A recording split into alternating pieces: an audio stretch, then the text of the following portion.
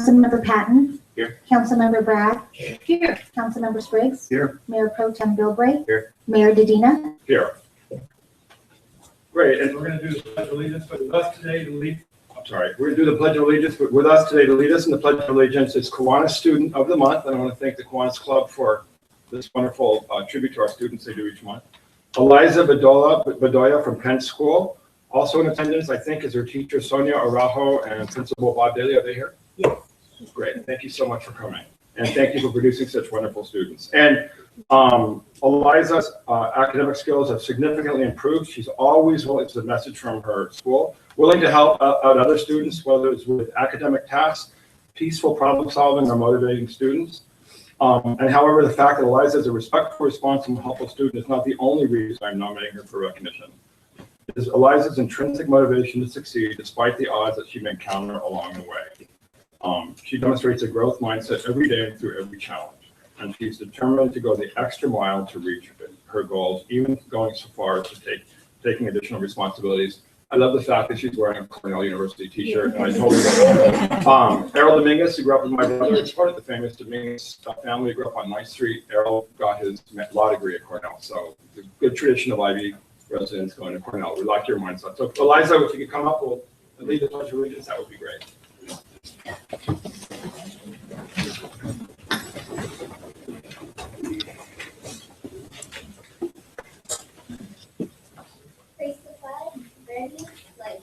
Pledge allegiance to the flag of the United States of America and to the republic for which it stands, one nation, under God, indivisible, with liberty and justice for all. Thank you very much. And you're all more than welcome to leave. And we don't require you to stay for the whole meeting, but thank you very much. And now we get to the part of the meeting we talk about agenda changes. Are there any agenda changes? And then City Attorney Lyon will make an announcement. Mayor and Council, I just wanted to let you know, item 2.5, it doesn't need to be pulled from the consent agenda. However, it will be voted upon separately due to a potential conflict of interest. And then we'll just explain that when we get to the consent agenda portion, but it's not being pulled off for discussion at this point. Great, thank you. And now we go to council announcements and updates. Councilmember Patton, would you like to start? Yeah, sure. So on the Sandag Board of Directors meeting, they're holding 7 community workshops for their regional plan for 2050, 35 years from now. Exactly what they want to do. Investing in transportation projects to provide people with more travel choices, protecting the environment, creating healthy communities, stimulating the economy. So if you're interested in going to one of those workshops, there's 7 of them. Check them out. And they did say free food. I know how that is. Check out the website and go. Another big thing was our city open house. I'll just talk briefly, I'm sure others will. Seemed to be a big hit. It gave people opportunity to talk to department heads and ask questions. And then finally, my favorite, Homefront Cleanup, was a huge hit. All the workers were helpful, courteous. The one that helped me was super funny. I hope to get the final count on exactly how much trash or how many dump loads they did, because it seemed like a holiday. We have Sandcastle, we have 4th of July, we have Homefront Cleanup.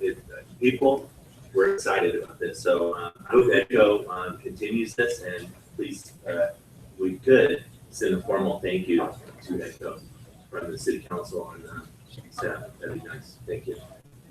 Thanks, Councilmember Patton. Councilmember Bragg. Thank you. As our representative to the Metropolitan Transit System, I did attend our last meeting. The entire meeting was held in closed session, so I really don't have much to report on that. As the MTS representative to the Transportation Committee, I just wanted to report to my colleagues, especially Councilmember Patton, that it was approved that letters of support for our individual projects going in front of Sandag for the some of the grants, we can request a letter of support from board of directors at Sandag. Would be more than happy to do that for us. I also attended the library's volunteer recognition event a couple of weeks ago. Actually, Councilmember Patton was slated to give the proclamations and had an engagement with his family. That was very near and dear to his heart, so I stepped in, and there were several representatives from the community. The captain of the Navy, our sheriff's lieutenant was there, County Supervisor Greg Cox was there, and myself. And one of the comments that I made was that through the leadership of all of these partners, a building is being built. But the life of the building is really the people in the community. And the two volunteers that were recognized have donated untold hours. One of the gentlemen is there every single Wednesday, filing books and whatever he can do to assist the library. And the other one was a young man who is there and helping with the student programs and has just fallen into the realm of the library, and our librarian is here. I think that June Engel would agree with me that I could see this young man growing up and having a life of work in the library for sure. Thank you. Thank you, Councilmember Bragg. Councilmember Spriggs? I'd also like to echo my colleagues' comments on the open air, what do we call it? Open house. Open air, open house. I see a few familiar faces who were there, but for our entire community, it represented an opportunity to mix and mingle with not only the directors of our departments, but also the staff who, you know, do all the legwork in the city departments, and see what those departments are doing and see what it costs to provide these services to the community, and to realize how lean our city government staff is and how lean our budget is to provide all the services that they provide. So I was really overjoyed with the outcome, and I hope, Mr. Mayor and Mr. City Manager, that we will plan on doing this at least on an annual basis, and maybe provide more notice and information to the community and a little splash, so that we can even get more people to come out and learn about what the city is doing for the public. As a member of the city's representative to the League of California Cities Coastal Issues Working Group, I attended a workshop, a one-day workshop in LA at the University of Southern California on the 27th, called Our Coastal Environment Past, Present, and Future. And there were a number of really outstanding research pieces presented on the evolution of the coast. Now, of course, this is important to Imperial Beach because we have one of the longest coastlines of any city in Southern California. And this is all leading towards our having to grapple with some of the issues like sea level rise that will be coming before the City Council once a number of studies that are in progress are done. So I found it to be very informative and useful workshop.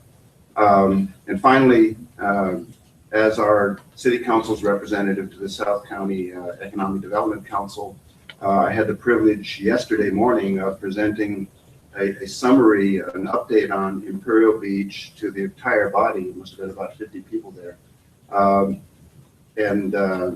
That summary included all of the recent projects that are pending in Imperial Beach that are essentially elevating the quality of life for all of us in Imperial Beach, including the prospect of a new hotel. I also made the point that these projects just highlight the fact that we have to be very judicious as a city council and as a community to continue to be mindful of the balance between development and retaining our character as a family-oriented informal beach community. I think that the feedback that I got from the presentation so far is that a lot of people were really impressed with all the things that are going on in Imperial Beach, and realized that it's a beach for the South County of San Diego. So what we do that benefits us also benefits many people in South County who enjoy visiting Imperial Beach. So that's it for me. Great, Councilmember Spriggs. Councilmember Bilbright? And I also enjoyed your presentation. That was yesterday morning, wasn't it? Yes. It was. Yes, It it seems like a week ago, but anyway, yeah, it was excellent, and it was really great to see all the progress we're making. Also, I wanted to thank you for bringing that up to the South County Economic Development Council, that they needed to be more intentional about bringing up Imperial Beach when they give their regional presentations. I think Lori and Councilmember Bragg could also mention that as well, so I appreciate that feedback to them. Just my announcements.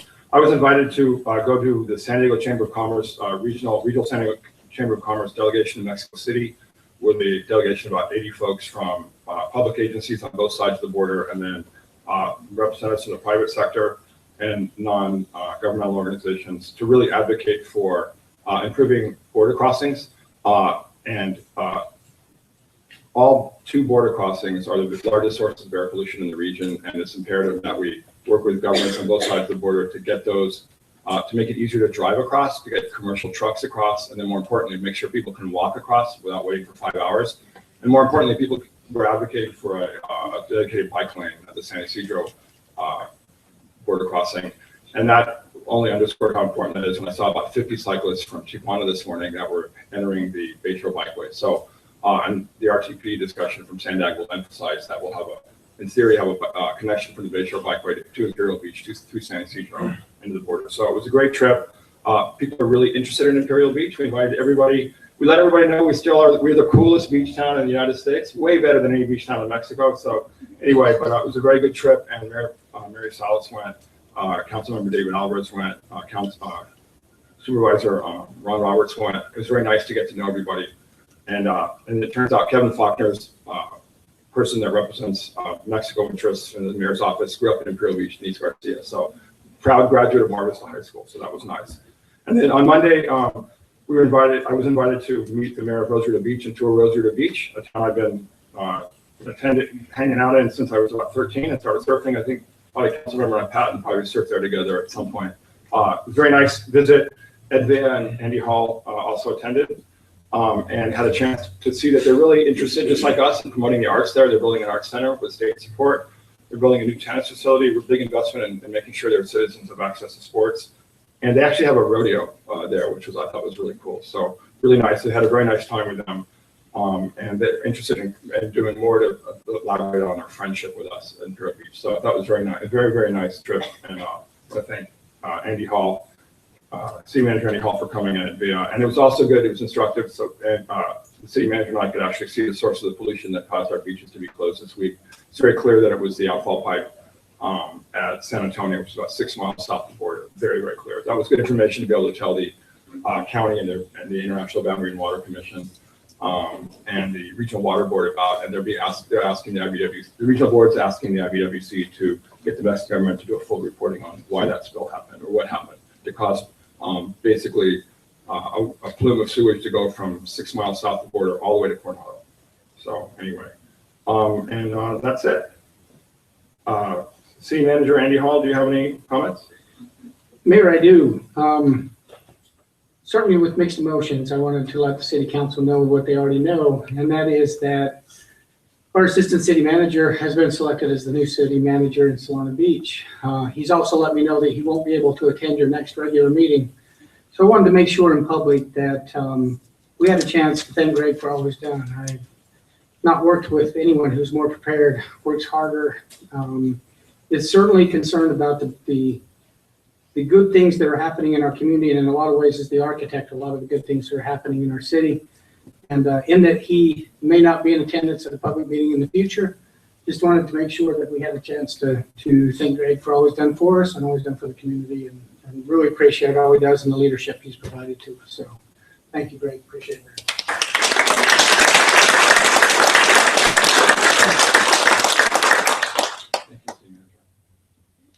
And with that, we'll move on to the public comments period of the meeting.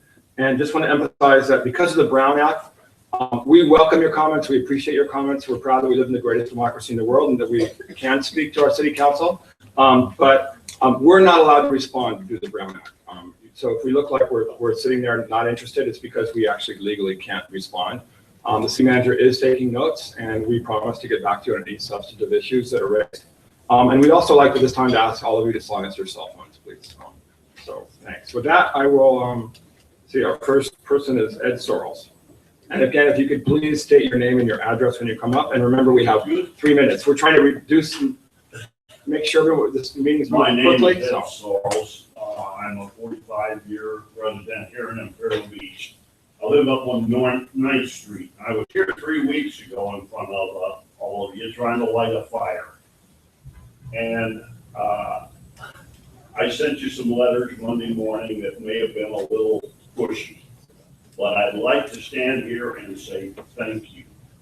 I recently, because of our city manager, became aware of just exactly what the city is actually doing relative to the lockdown of the school ground and community playground at the north end of 9th Street. And all I've got to say is I appreciate it, the community appreciates it. You guys stay on top of it with both feet. Thank you. Thank you, Mr. Sorrells. We have Mr. John Hall.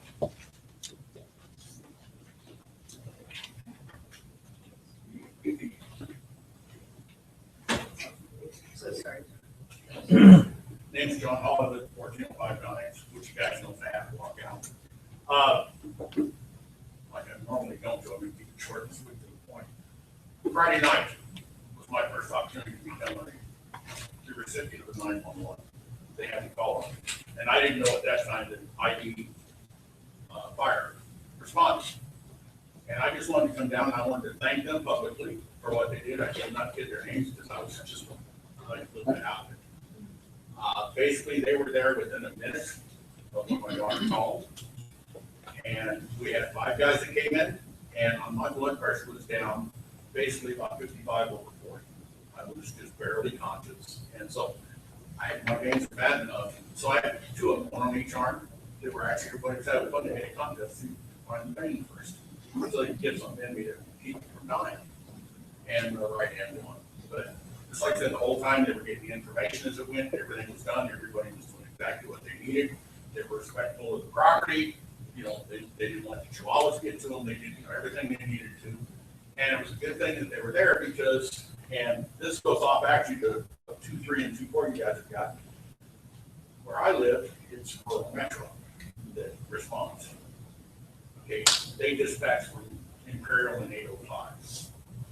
Okay, so it was 15 minutes before they got there. Now, I don't think they were going to let me go anyway because they wanted to make sure I was going to be stable enough.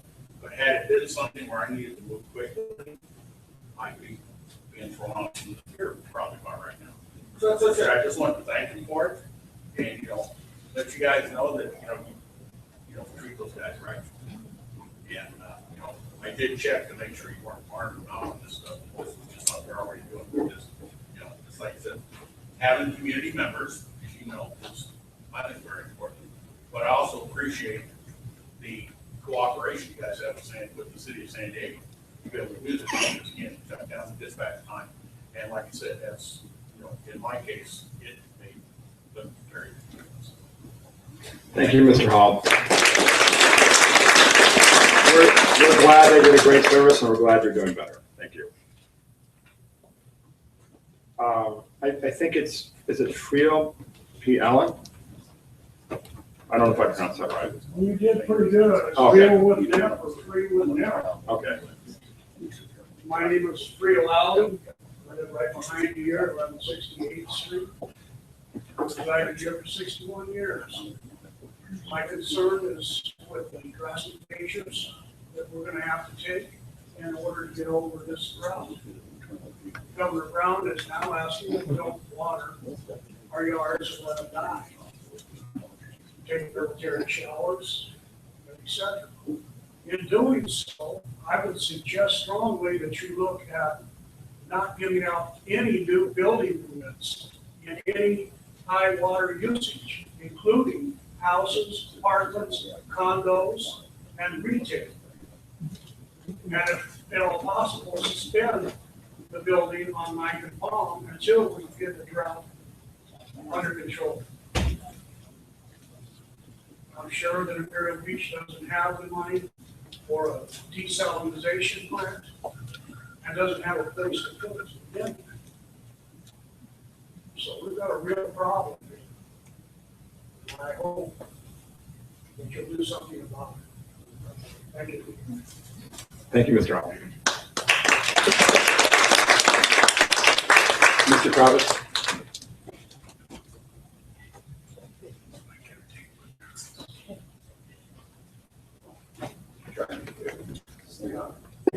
You guys heard me?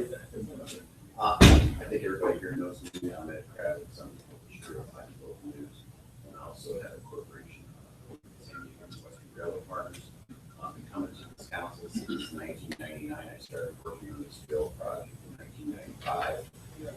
In the last 2 months, I've talked to Nashville City Jubilist and investigating the Railway Board, Sanday Transportation Committee, and Bill Friday, I spoke to the South Bay Economic Development Commission's Transportation Committee, and I noticed a lot of people were taking notes. So anyway, I don't know what it would take to make a formal agenda item out of taking another look at light rail and using the Coronado Beltline as a method of expediting that. We have an existing resource, doesn't have to meet the end of the bike trail. I've been coming here for almost 20 years, and I don't know if I have another 20 years to chase this. The way traffic is backing up, planned developments, there's a whole bunch of different things going on. But this railroad could solve the problems if someone would just take an objective look at it. Sanday Transportation Committee has a lot of grant money, and we have a mitigation. This project could actually happen, but it's got to start somewhere. Imperial Beach would be the main benefactor of this. What can we do to get this on the agenda and have the council pass Ms. Bragg to go to Sanday and MTS? And see if we can get some grant money to at least do the studies, if not build it. So anyway, that's what I wanted to ask you. I thank you for your time. I hope it won't take another 20 years. Thank you for yours. Thank By the you. way, I'm very encouraged by what I've seen in this council recently. I'm very pleased to see the new transparency. Very good. Thank you, Mr. Travis. I have, is it Thomas and Veronica? And again, if you could state your full name and address, please. My name is Thomas Quimby. I'm Rhonda Martinez. I'm the resident manager at Hawaiian Gardens on 1031. I was here a couple of weeks ago at the council meeting. They had an issue that was addressed here, and I would like to thank the city manager, Mr. Henry Hall, and his staff team. They are working diligently at that issue, and we are working on resolving that. However, the other issue that we have, and that would be here, Martinez, concerning about the improvement project that the city of Imperial Beach having, which is the pavement of alleys, about 14 alleys in the city of Imperial Beach. And it's a big concern to us because we have an alley, or we may call it a private road, extended between Imperial Beach Boulevard and 3rd Avenue, 10th Street. But the city did not put a sign on it because it is a private road. However, it's not really private because everybody in the book walk and drive on it, including kids going to school, because the school is right at the end of that alley or road. So the road has deteriorated badly, and we, the citizens who own the road, why should we pay for the maintenance of that road when it is used by the public? So we urge and ask the city of Imperial Beach and the council to look into that matter and pave that road for us. No, I'm just in support of it because I do know that not only do citizens who drop their children off at school and uses it, we see city officials use it as a cut through and whatnot. So it would be beneficial if we can have some kind of assistance in trying to repair that. Thank you so much. Great, thank you for your time. With that, we end the public comment period. And now we move on to presentations. And we have a number of presentations, so and we'll have quite a few people up here. And first, we'd like to start with Sun and Sea Festival poster contest winners. And I want to thank all the Sun and Sea Festival committee, but also obviously Erica Lowry for helping organize this and identify the winners. Thank you.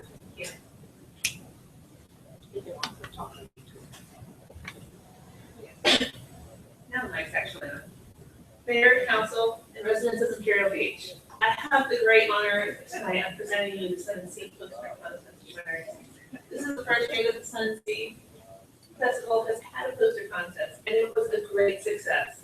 We have many ages represented, different mediums, and even an entry as far away as Berkeley. Tonight, I wish to present the winners to you. First place. Awesome. It's by Ellie Sky Alfred of Imperial Beach.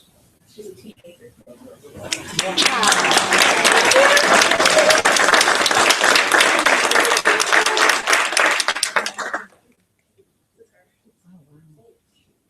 And we can get photos with everybody. If there are more people, we'll take photos at the end with all the winners. And this is our second place winner, Kenza Piano of Imperial Beach. Is this her? And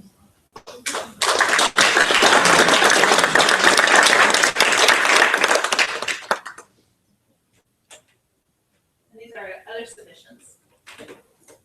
This is by Sean Young and Rena Perez.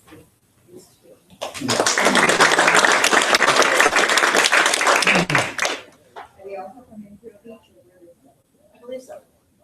Everybody was from Imperial Beach except one from Berkeley. So he grew up.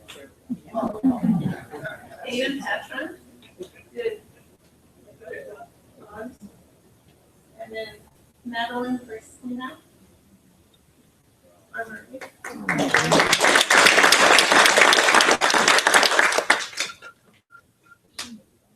this is Caitlin.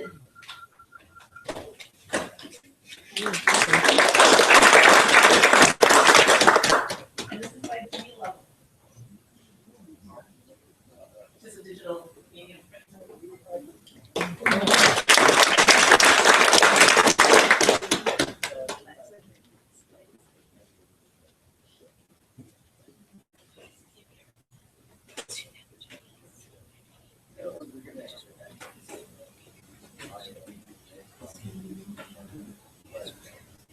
Are there any other winners for take a photo, or is that?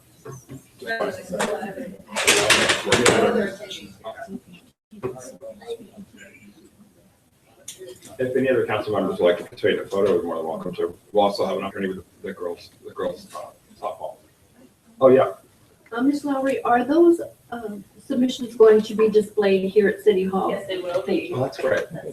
Yeah, so everyone can come and see us.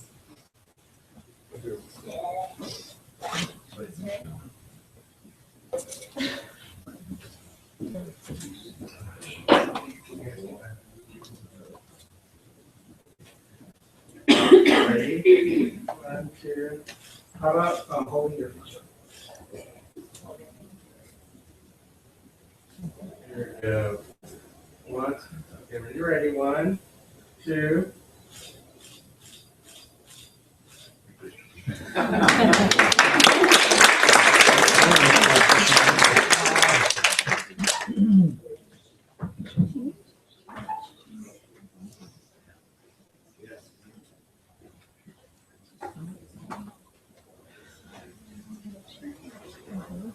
And now we have a presentation of a proclamation to Imperial Beach Girls Softball League. I think Councilmember Bragg, you're going to help do that. And I think we have invite the following to the front of the chambers. We have the IB Girls Softball Board here as well, and the members of the 14 and under 10 and under All-Stars. You're more than welcome to come up. We can read the proclamation and present it to you. Don't be shy. You're not shy on the field. I know that. No one's shy at IB Girls Softball. I know that.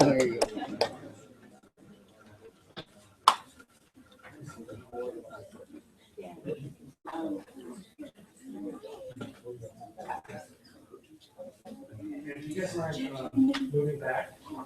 Yeah, back here. So we can, there we go. Can you hear me? Yeah, go ahead and step up. Can you hear me? All right, next one.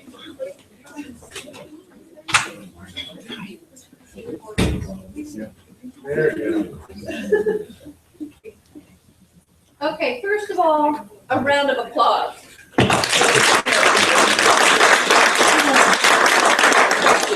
discuss. Okay.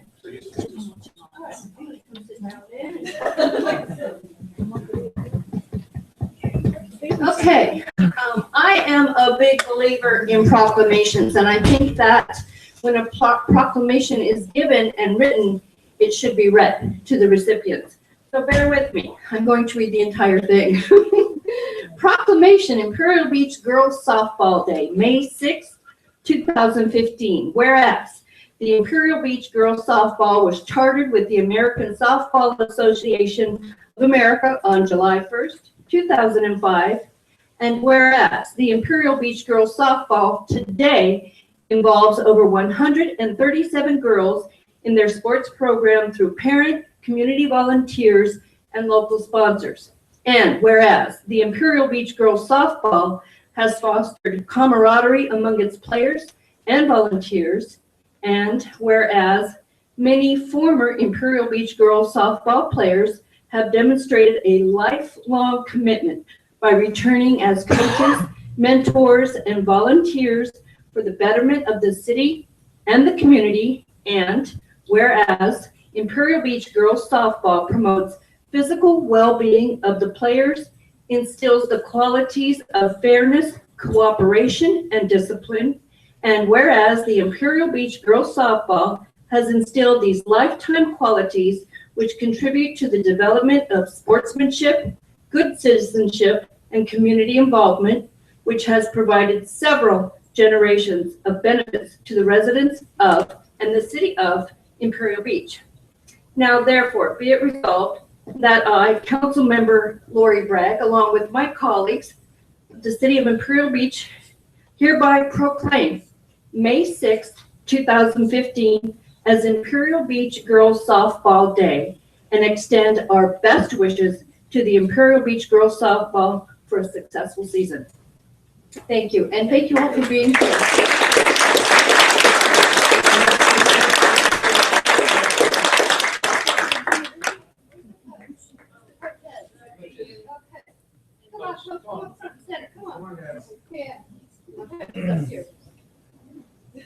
Community members and families. It takes a village. It takes a village to have a softball team. Okay.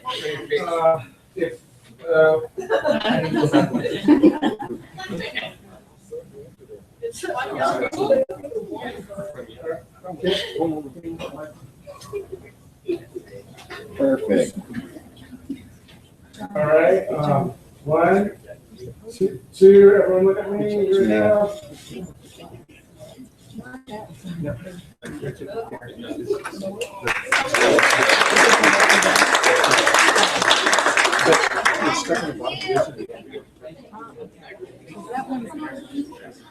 Is this something that we're getting updated soon? If you're stuck in the element, Okay.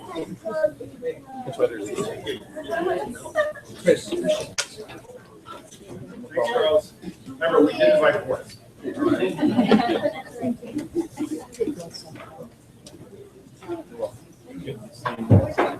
Yes.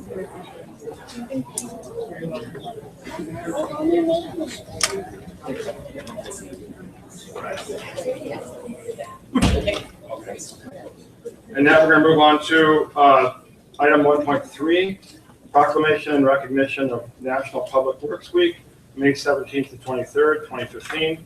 And Public Works Director Hank Levine, can you come to the front of the chambers and I will read this.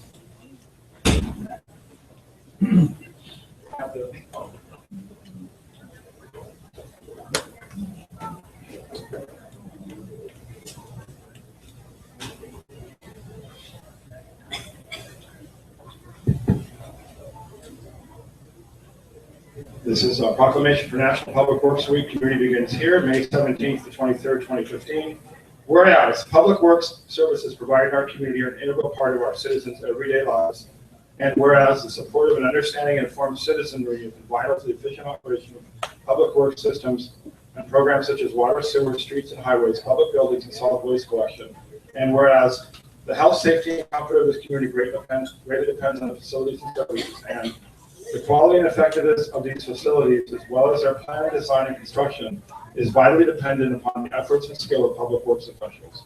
And the efficiency of the qualified and dedicated personnel who staff public works departments is materially influenced by the people's attitude and understanding the importance of the work they perform. Now therefore be it resolved that I, Serge Cadena, Mayor of the City of Imperial Beach, together with the City Council, hereby proclaim the week of May 17th to 23rd, 2015 as National Public Works Week in Imperial Beach.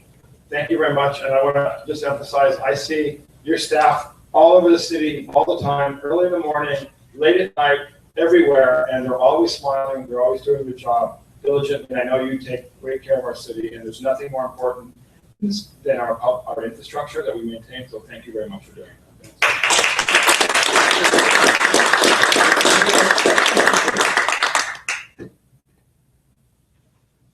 One, two.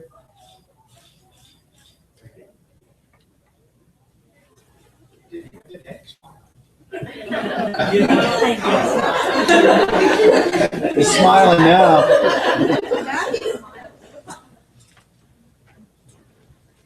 Okay, now we have item 1.4, presentation on San Diego Forward, the regional plan. And Carolina Gregor, Senior Regional Planner for Sandag, will come to the podium and she will give the presentation. Thank you very much for being here. Good evening, Mayor, members of the council. My name is Carolina Gregor, and I'm a Senior Regional Planner at Sandag, and thank you for the opportunity to present San Diego Forward, the regional plan. And before I start, I just wanted to compliment your staff. I know you've had some compliments this evening already, but over the years, I've worked very closely with Greg Wade and Jim Nakagawa from planning, and also, of course, with Hank Levine, and they've always been wonderful to work with. And Greg made a presentation recently to our regional planning committee at Sandag, featuring and highlighting many of the projects that you're implementing here in Imperial Beach. And it's just great to have that collaborative relationship between the staff. So thank you very much for that. So my presentation tonight is going to focus on San Diego Forward, the regional plan, which is this plan that was just released by the Sandag Board of Directors about a week and a half ago. And so it's out for public review and comment, and it is the regional plan for the San Diego region. So let me see if I can do this well. Okay, so essentially what we're trying to do with this plan is preserve and maintain the quality of life of the San Diego region. We at Sandag, we're the regional planning agency, and we put together the growth projections, and we are realizing that we're going to grow by about 1 million new people over the next 35 years, about 500,000 new jobs, and about 380,000 new housing units. And so as we look at these growth projections, and as we think about where that growth will go, and we look at collectively between the 18 cities and the county, we as a regional planning agency need to bring all of the local general plans together in the region and put forward a regional plan that outlines infrastructure investments and helps maintain our quality of life. So this plan attempts to do that. And as mentioned, we're really hoping that we get significant comments on it. We're really looking for people to tell us what they think so that we can address comments and move toward adoption of the plan in the fall.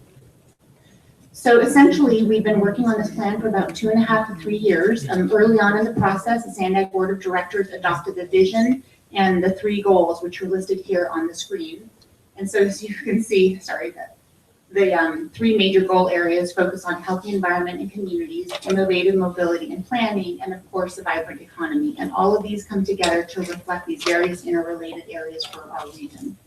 We have been conducting quite a bit of public outreach during the process. We've held several series of workshops, and over the course of compiling the plan, we've already received about 7,000 public comments during the various phases. And as mentioned earlier tonight, we are having a series of workshops this month, and those are held throughout the region. And we really encourage everyone that can go to please try to go. If you can't go, in fact, we will be broadcasting several of them over the intranet, and we also have a very active web page. So if anyone wants to submit comments via the web page, we've really tried to facilitate that effort. But the workshops themselves will be a great place to learn more about the plan, as well as to hear from panelists what the strengths and weaknesses they see from their own perspectives about the plan, and then provide comments and interact directly with staff, because we'll have an open house component on that.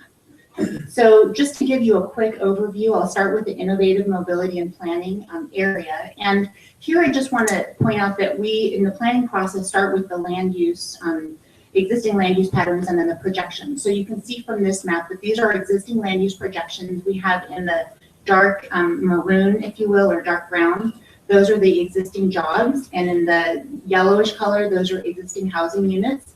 And so when we look into the future, what you see is that the urban footprint isn't changing that much. And I'll toggle between these slides. So you can see here, that's the existing pattern, and then this is the pattern in 2050.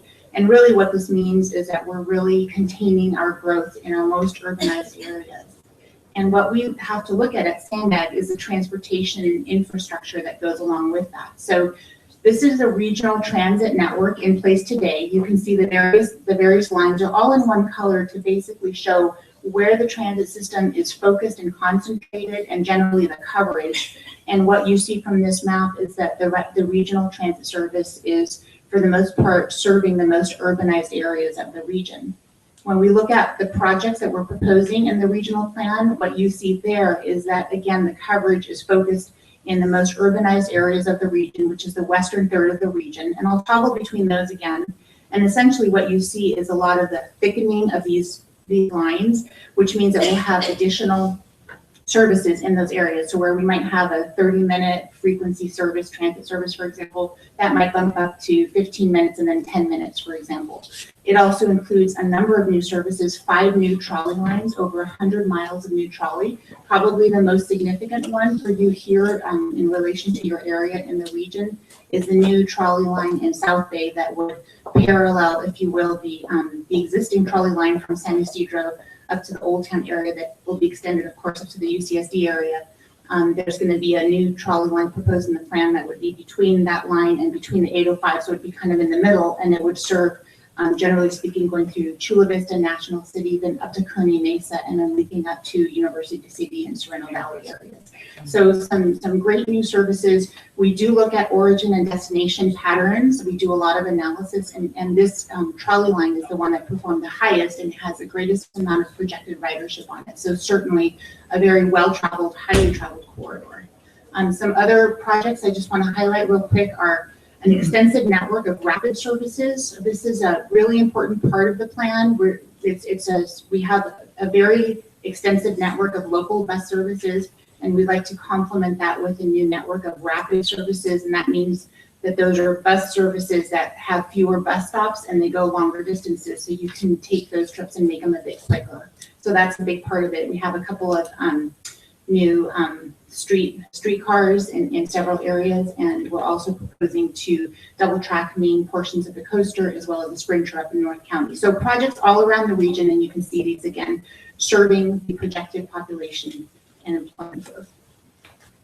In addition to that, we need to take a look at our managed lanes and our highways. So currently our managed lanes, which again are like carpool lanes, and if you travel along the I-15 corridor and then more recently here along the 805 and portions of the 5, you can carpool in those, or you can pay to travel solo.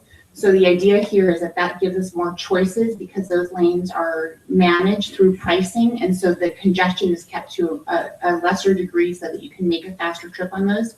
And so the idea is that by 2050, in the next 35 years, we would try to really build out that managed lane network so that we can have a complete network, and that our buses and our rapid buses in particular can use that network of lanes so that we can have faster transit service to these particular areas. In addition to that, we also have our regional bike plan, and that is incorporated into the regional plan. And so you can see the network that's in place currently. And then what we're trying to do here is significantly expand the implementation of the regional bike network by 2035. You'll note that the Bayshore Bikeway is included in this network, and there are improvements proposed in the regional plan to continue with those investments.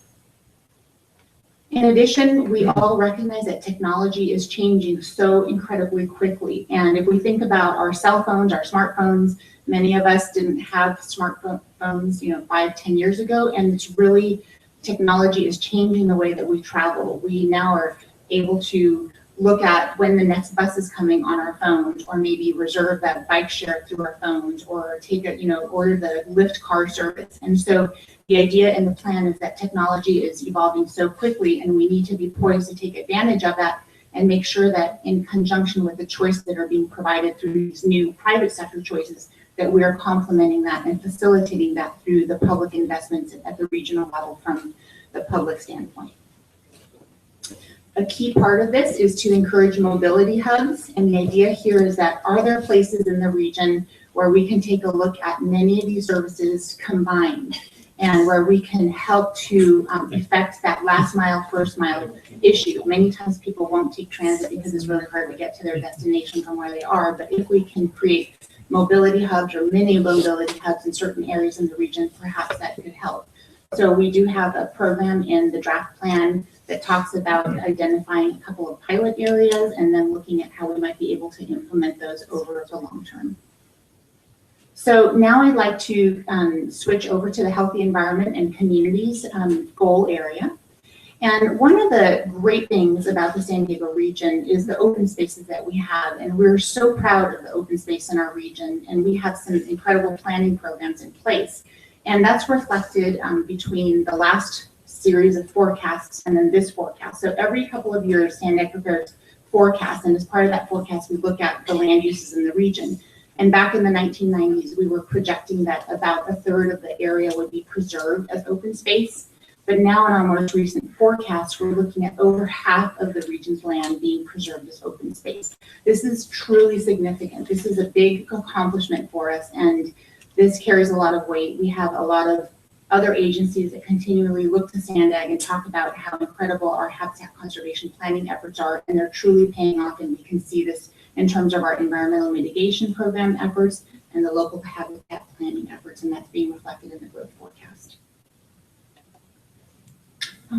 Okay, so then the flip side of that is the housing mix. So the housing mix, back in the 1990s, you can see that about 61% of the housing was planned to be as single family. And we're really seeing a big shift. So the growth forecast is looking at about a 50-50 mix by the time that we get to 2050. So this is important because we know that we need more affordable housing in the region. This is a really important thing that we need to keep in mind. We have a changing demographics. We have many more elderly people that are expected in our region over the next 35 years. We have a changing demographic with the millennials and the Gen Y. And so we know that different housing choices are really important. And what we see reflected from the local general plans, which again collectively is each of the local cities' general plans that then get incorporated into the regional forecast, is that we're going to have a significantly different mix projected in the region than we had previously. And that's what helps us then to not expand our urban footprint, and that helps us with taking a look at that. So essentially, this is illustrated in this slide, where in the 1990s, we were looking at significantly more sprawl. And in this forecast prepared in 2015, we're looking at containing our urban footprint into the future. So, so here are a couple of examples of environmental mitigation that we've done. Sometimes people ask us to define what environmental mitigation means. And essentially, it means that when we construct a transportation project, there are sometimes environmental impacts from that. And so we have to do environmental mitigation. And one of the factors in the Transnet half-cent sales tax was for us to take money and set it aside specifically to purchase lands and habitat conservation programs that could then help us to preserve and conserve and manage, maintain, and monitor these lands. So the next couple of slides are going to show you a couple of images of that environmental mitigation program lands that have been purchased throughout the San Diego region that are helping us, and then that illustrate the green areas on the previous maps, if you will. And here are just a couple of statistics on the environmental mitigation program and some of the accomplishments. In addition to that, we also have a number of smart growth and active transportation programs, and I'm very pleased to say that the City of Imperial Beach has benefited from these programs, and you all, as you know, have submitted applications for the third cycle. Those are currently underway, and we'll be making some announcements on those in the next month or so. But essentially, these smart growth type projects have enhanced our urban communities. And the idea with these, of course, is that as we preserve our habitat areas and as we accommodate additional growth, especially close to transit, what can we do to make our communities more appealing, more inviting, more livable? And these are incentive funds to help make that happen. So these are an important part of the program. And here you see some statistics on the smart growth and active transportation components of the transit half-cent sales tax. So what does all of this mean? This means that as a region, we're planning for sustainability. So we're working on preserving our environment, on creating vibrant communities, on providing more transportation choices throughout the region, and addressing climate change. I wanted to spend a quick moment on the climate change piece of it. As you know, there's a state component. The state of California has been pretty progressive about tackling climate change. And there are, generally speaking, 3 pieces from the state legislation called SB 375. And essentially, the state is responsible for taking the lead on advanced clean cars and on the requiring low carbon fuels. But the regional planning agencies, such as SANDAG, were responsible for looking at the land use transportation connection and trying to address greenhouse gas emissions, particularly related to vehicles, including cars and light trucks. And so what we have to do, what we're required to do by state law, is take a look at how our planning process addresses greenhouse gas emissions.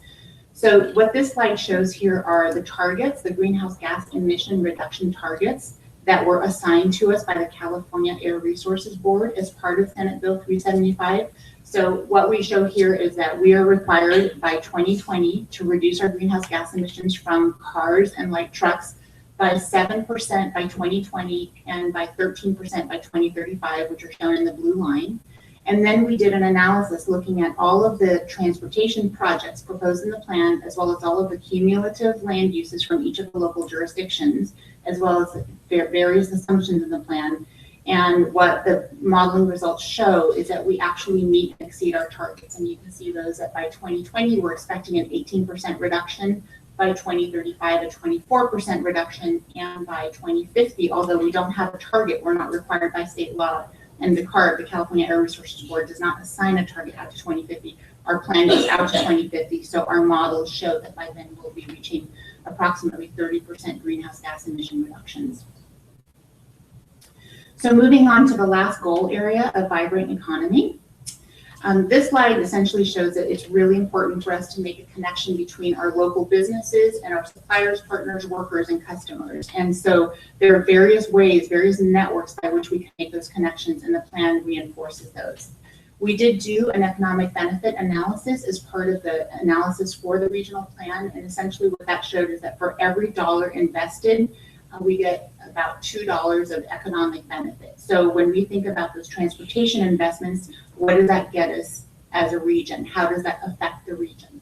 In addition to that, we're looking at about 53,000 new jobs annually on average, and about $13.4 billion in annual increased gross regional average out to 2050. So here are just a couple of statistics. It's important to look at the economic impacts. In addition to that, we see the regional plan as a way to promote economic prosperity for the San Diego region.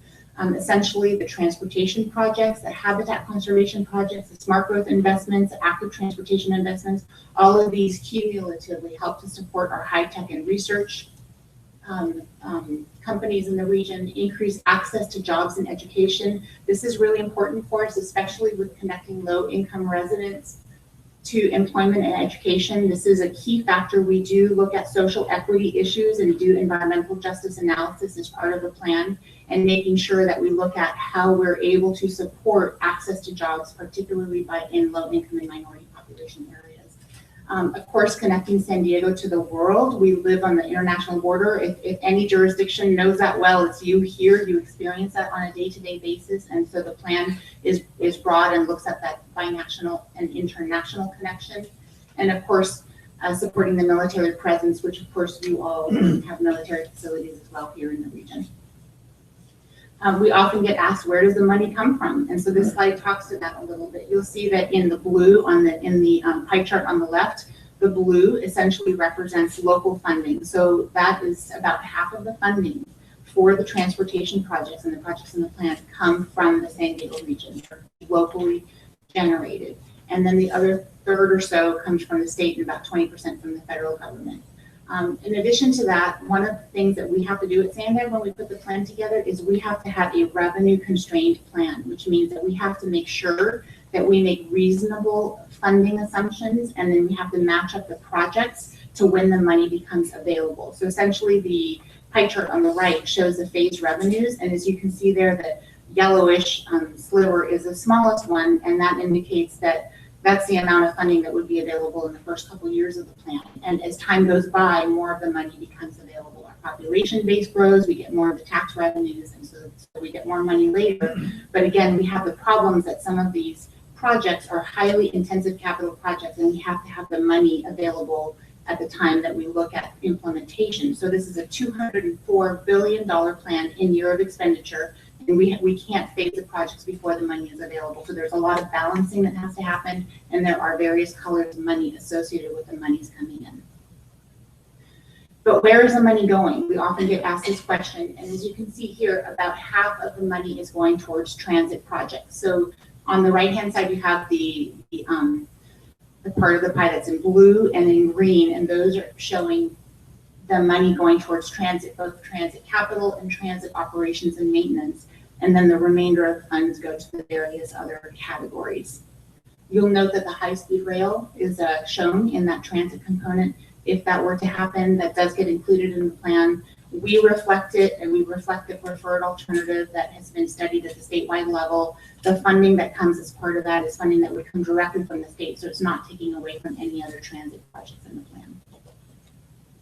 So what are the results? I've certainly covered a lot of material. I really appreciate the time that you've given me today. We're trying to reach out to all of the city councils and make sure that we have an opportunity to help inform people and people to ask any questions that they may have. I'm not going to read through all these bullet points, but I did want to just repeat a couple of them, including the fact that we do preserve more than half of the land in the region as open space as part of this draft plan. We do meet and exceed our greenhouse gas emission targets, and we do try to provide as many transportation choices as possible to as many residents in the region as possible. So again, just to wrap up, we have the vision and then the 3 interrelated goal areas. And so finally, this is the last slide, what happens next. Our board of directors, as I mentioned, the SANDAG board released the draft plan for public review and comment about a week and a half, 2 weeks ago. We will be asking the board to release the environmental impact report this month. We have the 7 public workshops that are happening during the course of the month. The one that is in South County will be a bilingual. Actually, it will be held in Spanish in San Ysidro on May 21st, I think it is. I forgot to bring the flyer with me, but it is on a Thursday evening, and it will be held completely in Spanish, and we will have translation into English, and then we have plenty of opportunities for participation. So with that, I'd be happy to answer any questions, and I want to thank you again for allowing me the time to make this presentation tonight. Thank you, Ms. Greger. Are there any questions or comments? Maybe you could press the, okay, I'm sorry, Councilmember Brad was first. Thank you. Thank you. Ms. Gregor, thank you very much. And you said it, you really did cover a lot. I want to ask you to maybe go back to slide number, maybe it's number 48 or 49. I didn't quite catch the number, but I wanted to ask my colleagues to really look at that because it talked about the funding. If you could, please, it talked about the funding, and it's extremely important that we're aware of cuts in funding that may be in the coming up. That's the one. So look at the state and federal in that pie chart. I think it's extremely critical that we keep our eye on that. And I know, Mayor, that you spoke in your opening comments, and I just wanted to, I don't know if you were here during the mayor's opening comments. Okay, so you know that he and other mayors in the area had gone down to Mexico. We're extremely concerned about cross-border traffic. I know Sandag is doing a lot as far as out in East County, Otay Mesa area. And I know looking at, I'm on the transportation committee at Sandag, so I know that we're constantly looking at origin and destination. But the South Bay carries a lot of the load. So we're always interested in any improvements that we can do in that. And some of the components that you talked about, I'm just thrilled to death at some of the things that Sandag is doing. The go by bike, the rapid service, the downtown and the vintage cars, and what a success all of these components do. I mean, it's far and above what we ever projected. So we're really pleased. I am on the transportation committee and the bike share program. Starting out with 22 locations, now I think they're up to 87 or something like that. So it's amazing to me that as educated as our guesses are, that we're exceeding what we had thought would be extremely successful. We're even more successful than we had ever hoped for. But I did just want to caution us on the funding. So anything that we can do, any of our contacts, any of the conversations, I know all around the region we do that, but that will affect us drastically if there's any cuts in that funding. And then I just wanted to close with, I think that what we're doing to preserve the open space, we are envied by many other organizations throughout the state. I'd like to, as we should be. So I'd like to thank you for your leadership on that. Thank you, Governor. Thank you. Thank you. Councilmember Spriggs. Thank you very much for the presentation, Ms. Brigger.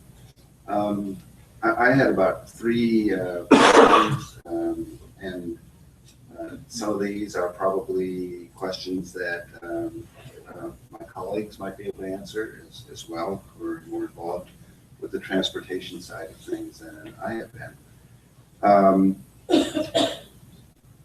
We are sort of evolving towards being a sort of ecotourism and tourism-based core economy for what our employment and our tax revenue base will be going forward in Imperial Beach. One of the key things it seems to me that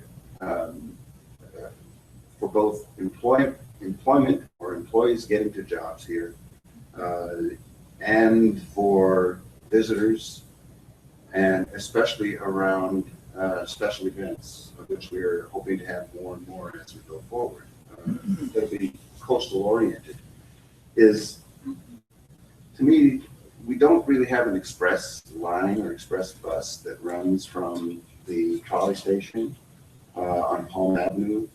A logical route would be down Palm Avenue, right to the beach and back again. That would alleviate potentially a lot of the traffic around fireworks and Sandcastle and a lot of the hoped for activities that we're planning on having. We just had, for example, the Symphony by the Sea, and we'll hopefully have other artistic related and other activities.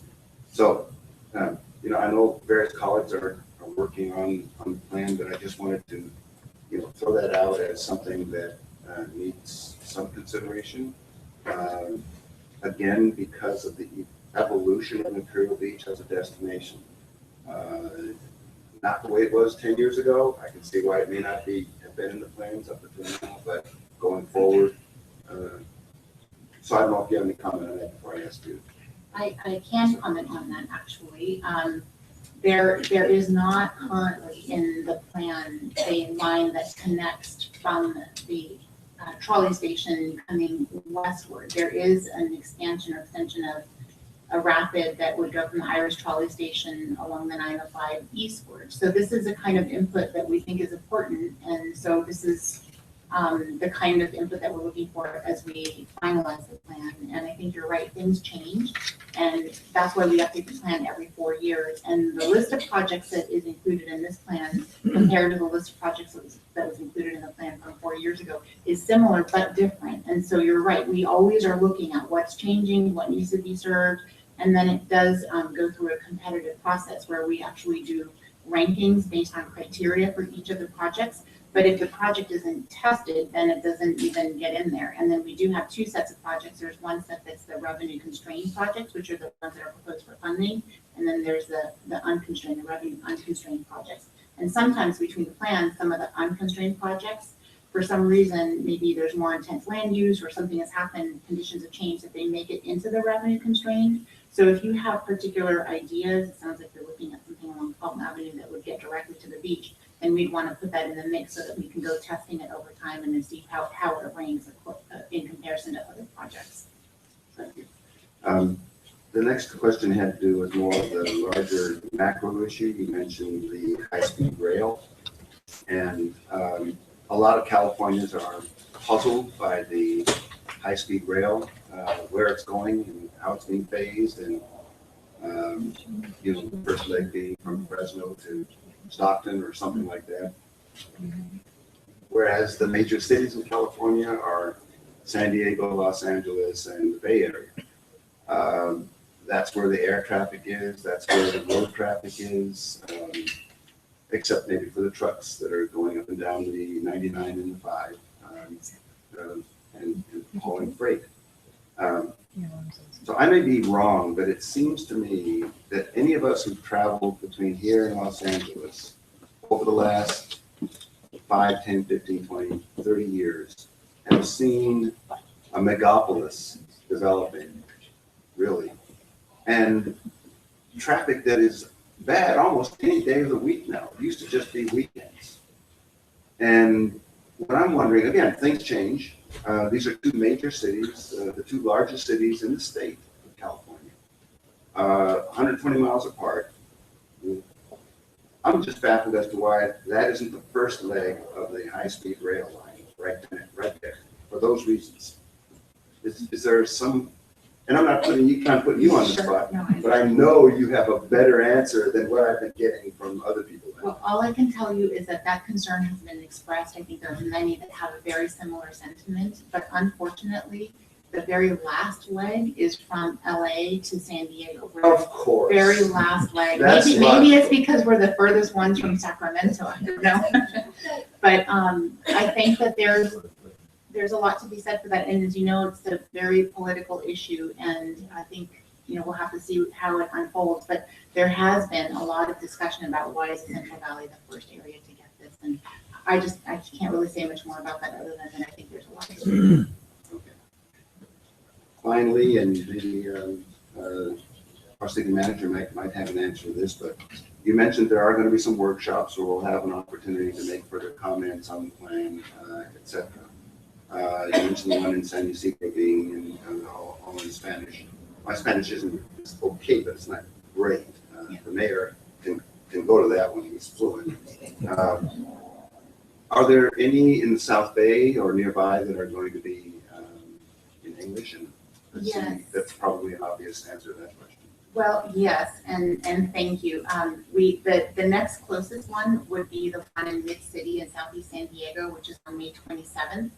And one of the, that has come up, and again, we're here to make the presentation to the council, and if there are many forums in which to participate online, and so we're hoping that these workshops are pretty intensive for us to put on, and so we try to do a good job of spreading them around the region, and we try to change them between the workshop series so that we're getting to different communities. And we just find that we have such a large bilingual population that we wanted to make sure to be able to hear from them and work with them as well. Thank you very much. Thank you. Great, thank you, Councilmember Patton. Basically, I just want to say thank you. Great presentation. I heard this presentation a couple weeks ago with the board of directors, and I was in awe. And I sit on that board, and I'm still in awe with the work that SANDAG does, as well as all the different committees.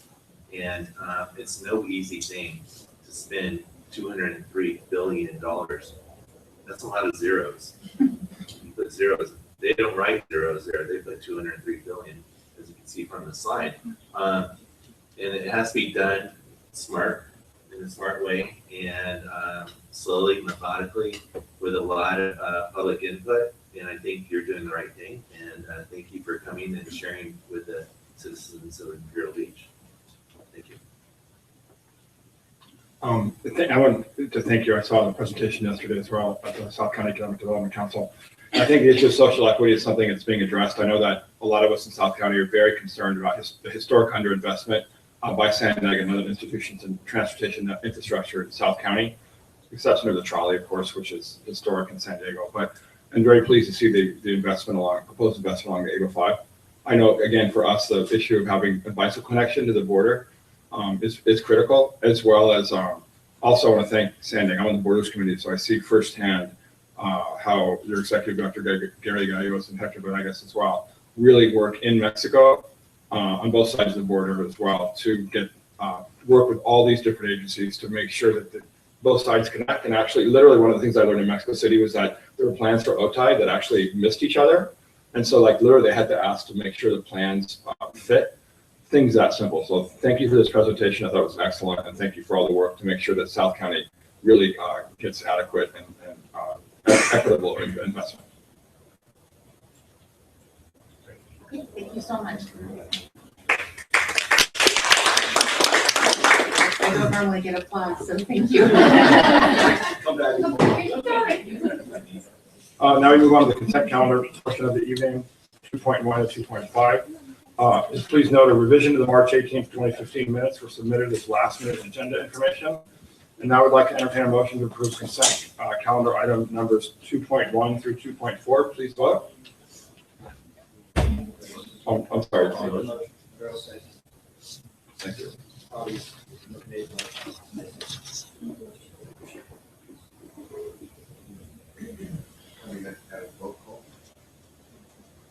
Please vote.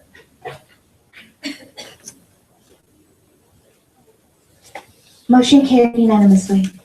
Now, number 5 is consideration of the final draft design for interpretive signs proposed at the end of South Seacoast Drive and Monument Mesa Friendship Park, MF 1181, and I'm recusing myself from item number 2.5 due to a potential conflict of interest. Due to my place of employment, Mayor Pro Tem Bilbray will handle this item.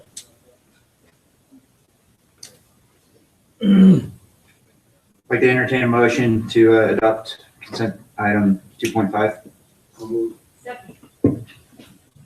Can we have an oral vote, please? All in favor? Aye. Aye. All opposed? Motion carried by the following vote. Ayes, Patton, Bragg, Spriggs, Bilbray.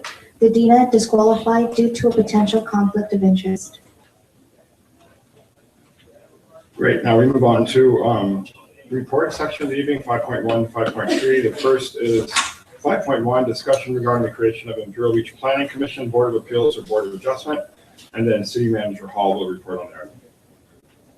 Mayor and Council, last fall, there was a request to have an item placed on your agenda to discuss the potential of maybe reinstating the Planning Commission. That was issued and put on consent by Councilman Bilbray, and we are bringing that item forward for discussion tonight and potential direction from the City Council. As staff looked at this and talked a little bit about it, we had a chance also to talk with Councilman Bilbray about some of the options. We wanted to make sure that the City Council had some different options to consider.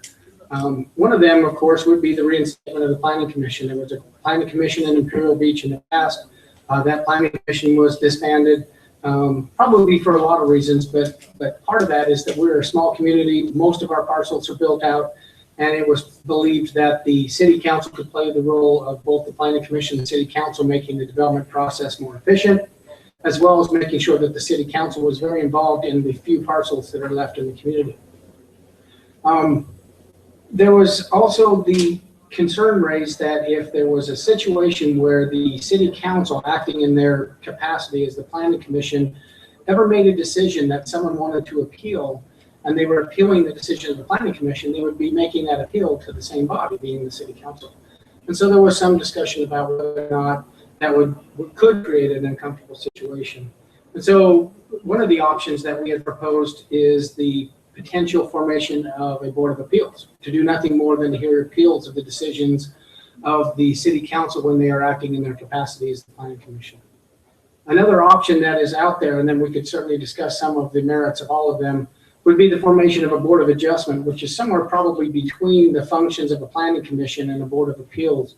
The Board of Adjustment could not only hear appeals in the situation that was described, but they also could be assigned to address things such as variances, lot line adjustments, and other administrative issues that really don't need to appear before the council because they wouldn't have any meaningful impact on the community. One thing that I would point out is that, because I don't want to dodge the issue, a Planning Commission would be very similar to having staffing for another city council. It's very clear under state statute and otherwise what the duties of the Planning Commission would be. And it probably could involve additional staff in order to do that. So I just want to make sure as we're having that discussion that a Planning Commission is a little bit more involved than perhaps discussing a Board of Appeals or a Board of Adjustment. Again, we're just looking for direction. This is a decision that the City Council needs to make. I know you're trying to accomplish many goals, including community involvement, making sure that all applicants feel like that they've had a fair and impartial tribunal when they bring their projects to you for review. Maybe finding ways to stay efficient, making sure that there aren't additional approval processes, but rather more efficient processes for things like variances and lot line adjustments and some of those non-material issues that may approach the council. So Again, I think it was very appropriate, given the environment that we're working in, trying to involve the public more in what we're trying to accomplish, to have this discussion and maybe get some direction on the city council about the best way to proceed, and maybe bring something back to you that's a little bit more concrete, maybe has some staffing and some budgetary numbers put to it for further discussion. But again, this is coming forward as a past request. It was actually made last fall, and we're just getting it to you now. So appreciate any input you might receive. Is there any public input, public comments? No, Mr. Mayor. Councilmember Bilbright. Do something that you guys very rarely see me do. First one, but first. But Andy, mostly said what I was going to say. The fact is that I saw that, the proper appeals process was not how it should be. And I believe after meeting with city manager and other city staff and hearing their concerns, I definitely believe that the creation of a board of adjustment would be the best option for our city. I mean, the city staff, or the state of California law really limits what you can do with the planning commission.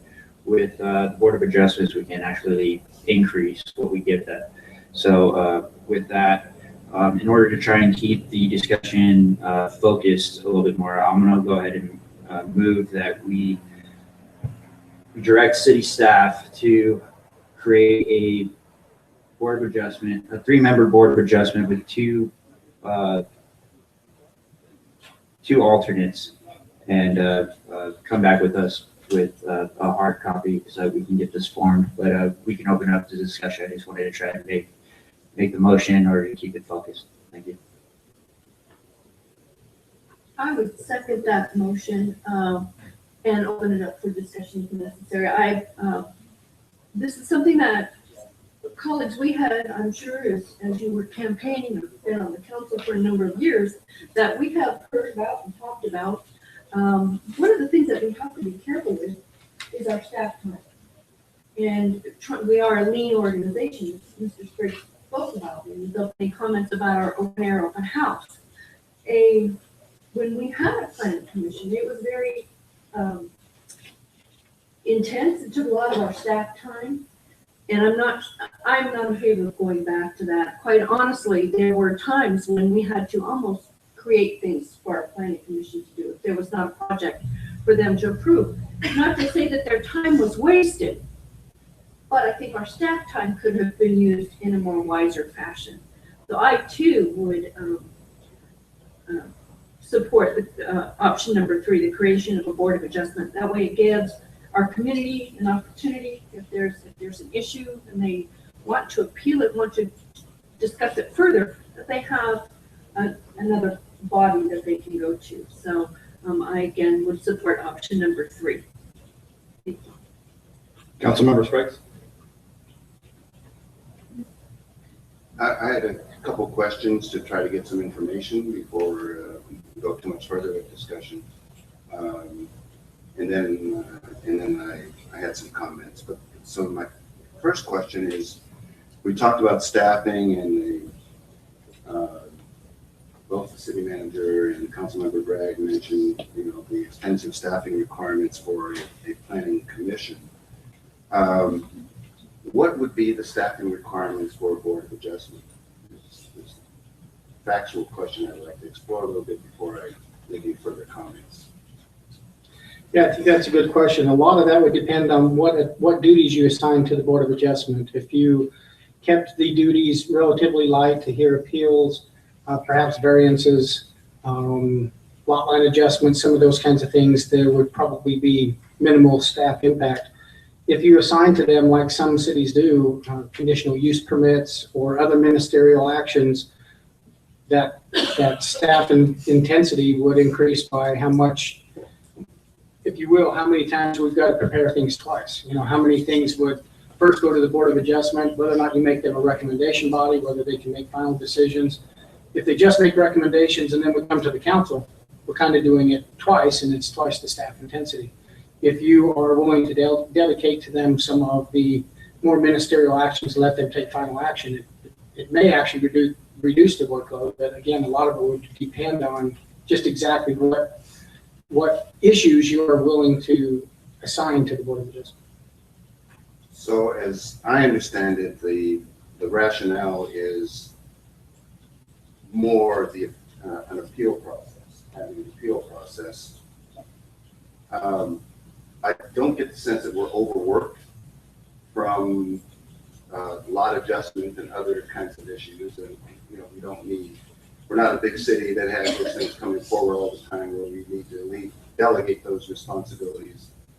Just from a workload standpoint, and council meetings running on for 4 or 5 hours, whatever, we're not in that situation. So it seems to me that's not really. I'm trying to think about what's broken here that we need to fix, and because whatever we do is going to have implications for staff time, as you just described, if it's a Board of Adjustment. I also wonder about delegating. I guess there's two things that are of concern to me. We're the elected body in a small town to oversee a lot of issues, whether it's housing, whether it's what remains of redevelopment, whether it's approving zoning variances or whatever. So we're elected and accountable to the voters. An appointed body, on the other hand, is not directly accountable to the voters. And so we could delegate things for this appointed body to do that we don't want to deal with ourselves. But again, there's no real workload there for us to delegate, but there would be a staffing workload to staff it. So then let's look at the other side of it, the appeal side. Again, we're the elected officials. A developer comes in, makes a presentation. We have issues with it. Any of those issues then would be subject to appeal to the Board of Adjustment under the arrangement that I hear being described. Is that true? Potentially, yeah, that would be true. I guess a lot of it would depend. There are certain issues that are legislative in such as zone changes, general plan amendments, those kinds of things. Those would be clearly legislative decisions. The appeals would be more based on the administrative functions of the code, subdivision requirements, zoning requirements. Those would be more subject to appeal, would be the administrative actions. So could you just elaborate on the type of actions that might be appealable? You mentioned a couple. It's kind of like to know what we're giving up as elected officials if we go this way. Yeah, administrative actions are typically those that if the applicant is willing to meet the regulations of the code, they can proceed even if the city council didn't like the color of a building, but it met the massing requirements and the setbacks and those kinds of things. Typically, as long as they meet the requirements of the code, they are able to move forward in the approval process, and there's very little discretion given to the city council. On legislative actions such as zone changes or amendments to ordinances, or there's a lot of deference given to the elected officials in that case. Basically, if there are rules in your zoning ordinance, you can't pick and choose which ones you're going to apply based on which applicants at the podium. So again, those administrative actions are the ones that can be appealed because you're acting in the capacity as the planning commission at that point in time. You're making administrative decisions. But legislative decisions are typically, if the city council makes a legislative decision, there's still an appeals process. Don't get me wrong. Sometimes it's called Superior Court, but there's always a way to appeal a decision of the city council. So over the course of time since the planning commission was abolished, getting back to this appeal question again, how much of an issue this really is that would merit creating another entity in Imperial Beach. How many actions that have come to the city council? I don't know, how many years is it since the planning commission was abolished? It was in 1997, I believe. Should probably my staff report. I was thinking it was abolished in 1997. Does that sound right? Was that like almost, that's like 18 years or something? I think that sounds right. I could be out on years, but I believe that's correct. So, all right, 15, 20 years, something like that. How many matters have come to the city council that were of a planning commission, as planning commission, that somebody appealed to the city council, sitting in city council, and were unhappy with the result? It is Does my, anybody have, I mean, maybe Greg or somebody? I believe Greg's told me there's been one appeal, but I mean, anybody smart wouldn't appeal to the same people that just turned them down the first time. Now, that kind of happens in other forums as well. And you appeal based on, new information, something flawed with the process, some sort of additional factors that weren't considered in the first place. And if there's enough involved, either from a homeowner that's really got a serious interest, or a developer that's got a lot of money on the line, I don't think they're going to be shy about appealing it to the city council, sitting at city council. I mean, we have homeowners all the time here that are quite highly motivated to come to the council and express their complaints. But I don't know. I think one case, I wonder whether that's enough to really warrant, creating a board of adjustment. The real concern I have here is that even if they're administrative matters, and I try to get some idea of what those might be, if there was a board of adjustment, it seems to me that if we're dealing with those first, and somebody, or any matters that come to the city council first, and there's an appointed appeal body that's above the elected body, that any and everyone is going to go right to the appointed body. I mean, it invites that process to be used if we as the elected officials feel that, consistent with the code and on the advice of our city attorney and our staff feel a certain way, then that can easily be appealed as well. So, I mean, whereas right now, I think we have a very streamlined process. I think we're opening up a very unpredictable and potentially route around the elected body to the appointed body on matters that we have no idea what consequence they might have at this point in time. I just don't really see the justification for it. What's broken, really? Where has the public been disadvantaged in our small city by the structures that exist right now? I don't see the motivation or the real impetus for doing anything different. Those are my comments.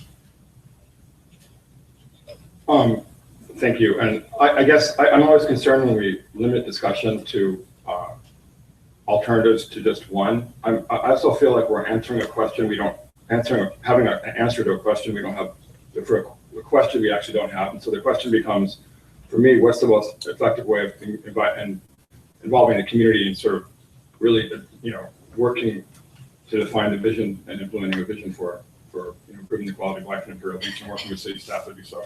And that might be a planning commission, it might be a board of appeals or a board of adjustment.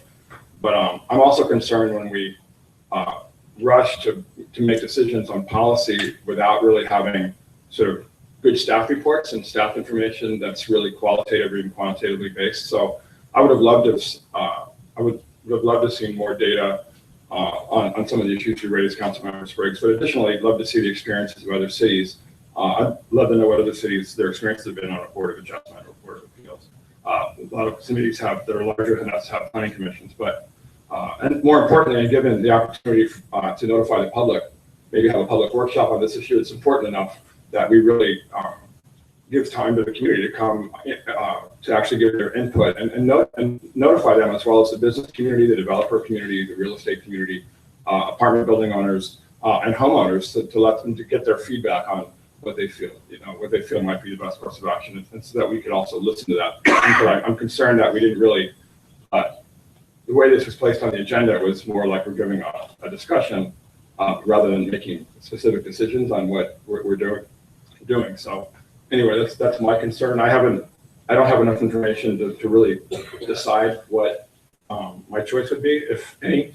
And so I guess, I think the larger question is, what types of committees are we going to have in Imperial Beach? What types of commissions are we going to have in Imperial Beach? What are the issues that matter to the community and our business community as well? And what's the most effective way of engaging them and getting a robust discussion, and where they feel really listened to, and more importantly, where we don't take up all the staff time. I think the new model of citizen engagement is really to identify ways that we can create things that aren't necessarily linked to the government, where people feel empowered to take action, make decisions to help improve their neighborhoods, but not necessarily burden taxpayers with having the staff sort of micromanage them and oversee everything that they do. So I'm a big believer in public-private partnerships and citizen public partnerships. So I think, I would hope that we could wait to get more information and have a much more robust discussion and feedback from the public. That's my feeling on this. Mr. Mayor. Councilmember Patton.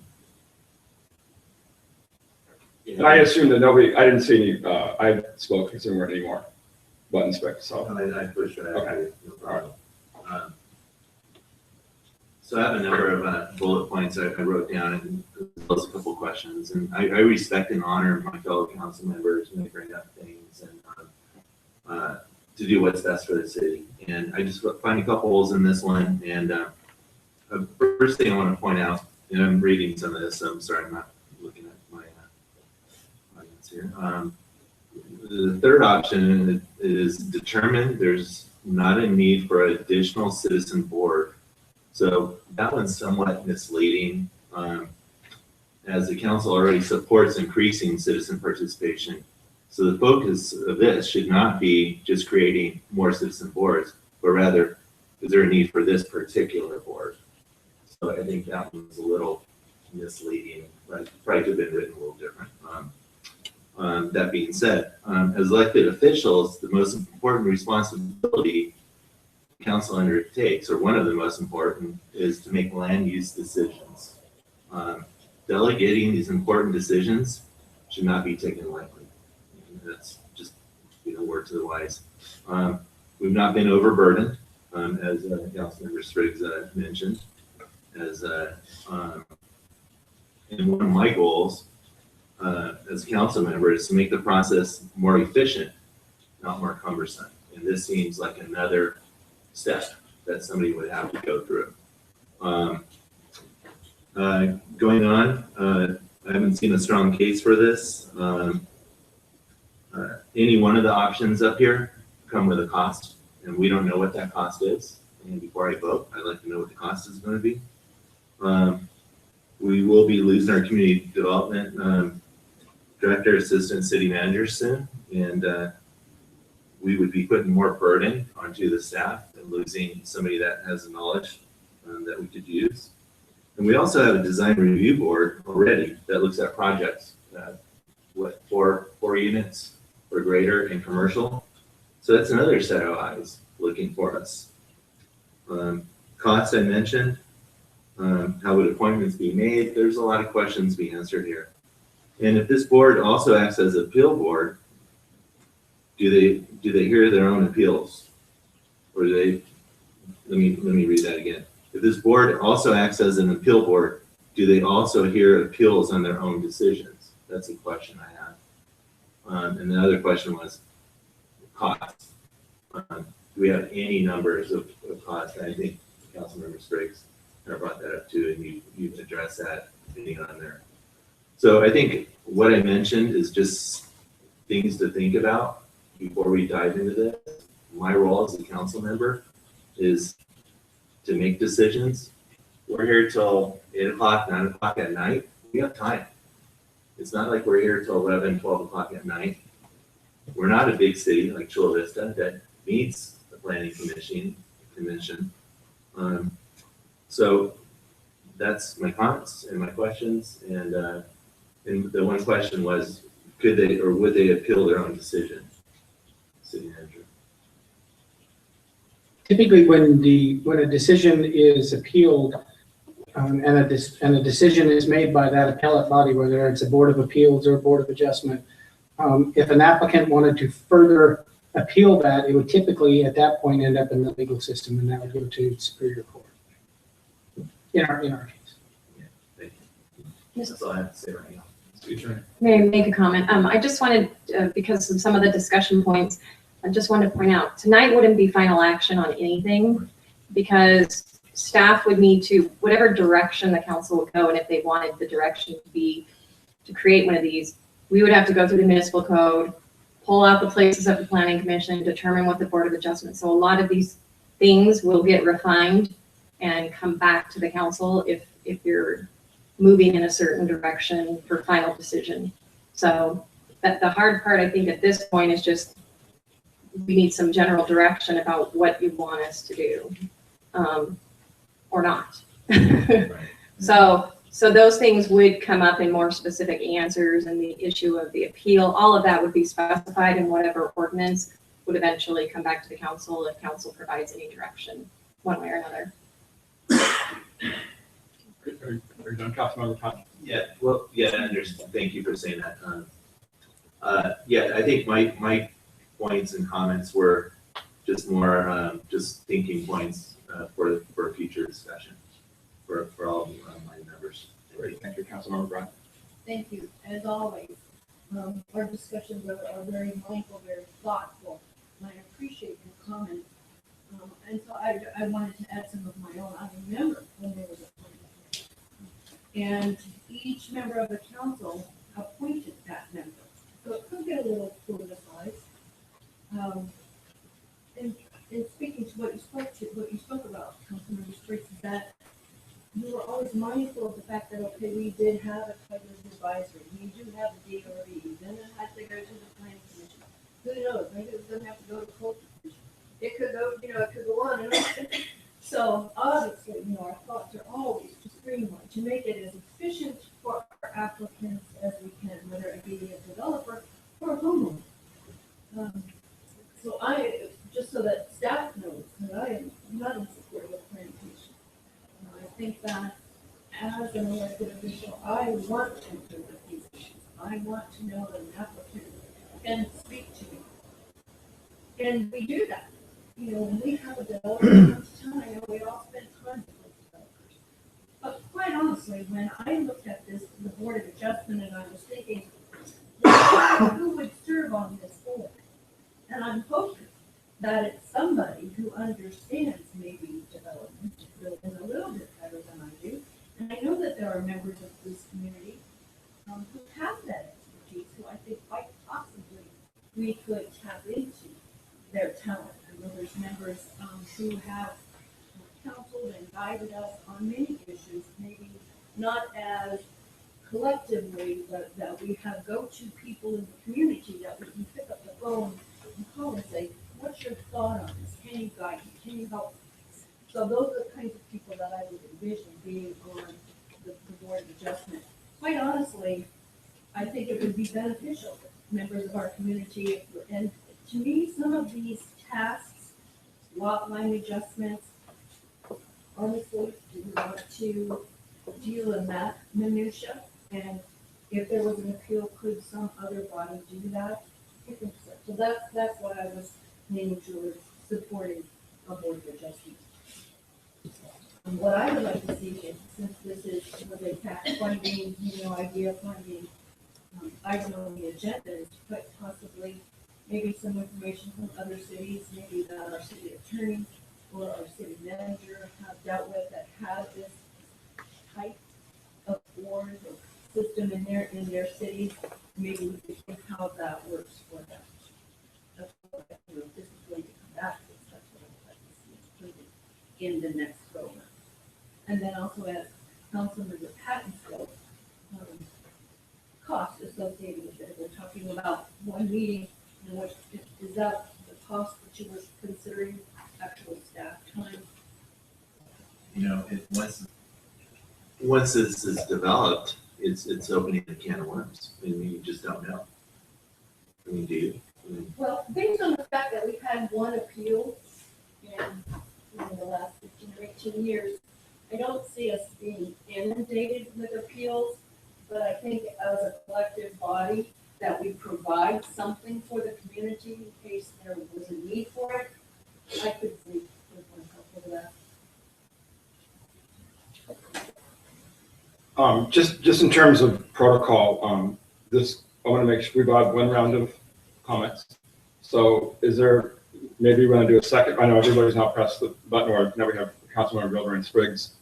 You deleted your. So do we want to have any this consensus on, do we want to have 2 rounds each? Do we want to have 3 rounds? I think as many as it takes to get this. Okay, I just want to make sure I'm clear. I just following up on our collective desire to make sure we keep discussion focused. So anyway, Councilmember Bilbright. Just listening to some of the comments, and they are valid concerns. Just remember that the Board of Appeals it would be any decision that we would make here as a board, they would appeal to the Board of Appeals. So we would still get the full agenda items just like we do normally. Now, we've had 1 appeal in the last 18 years. So they can not be doing anything, and we can give them other items, but this isn't just tossing something, trying to get rid of something away from our agenda. It's more just making sure that we bring back the proper due process within our city. Councilmember Spriggs. I like to see myself as someone open to new ideas and who, in fact, is willing to originate new ideas to solve issues and problems. And most of my life and career has been devoted to that. Honestly, I don't see a problem that requires a lot of attention in this situation. In my 4+ years on the council, and all of us in our time on the council, we have had everything from lot line adjustments to zoning variances to any variety of measures, and we've had the expertise of staff and council and the presentations of those who are proponents to educate us on what we need to do. And we don't distinguish between an individual homeowner as being unimportant for us to listen to versus a big developer that's more important for us to listen to. Everybody who comes forward with something that they need done under our code or under a zoning variance or whatever, we are the elected officials that can hear that. I'll just say one more time, if we were a larger city with a lot more of these kinds of matters coming forward, it would make sense to delegate elected official authority to another body. But we are not. And one appeal in 15 years or 17 years or whatever, and no complaints from people that there's no due process, I don't see the problem that we're trying to resolve here. And I don't, with all due respect to my colleague, and I do respect every member of this council, and we all need to be able to bring matters forward, on the agenda. I honestly just don't see the reason to create a board of adjustment or a board of appeals and to essentially abdicate our role as elected officials if someone disagrees with one of our decisions, large or small, to an unelected body. Finally, I don't really see this as a way to engage the community.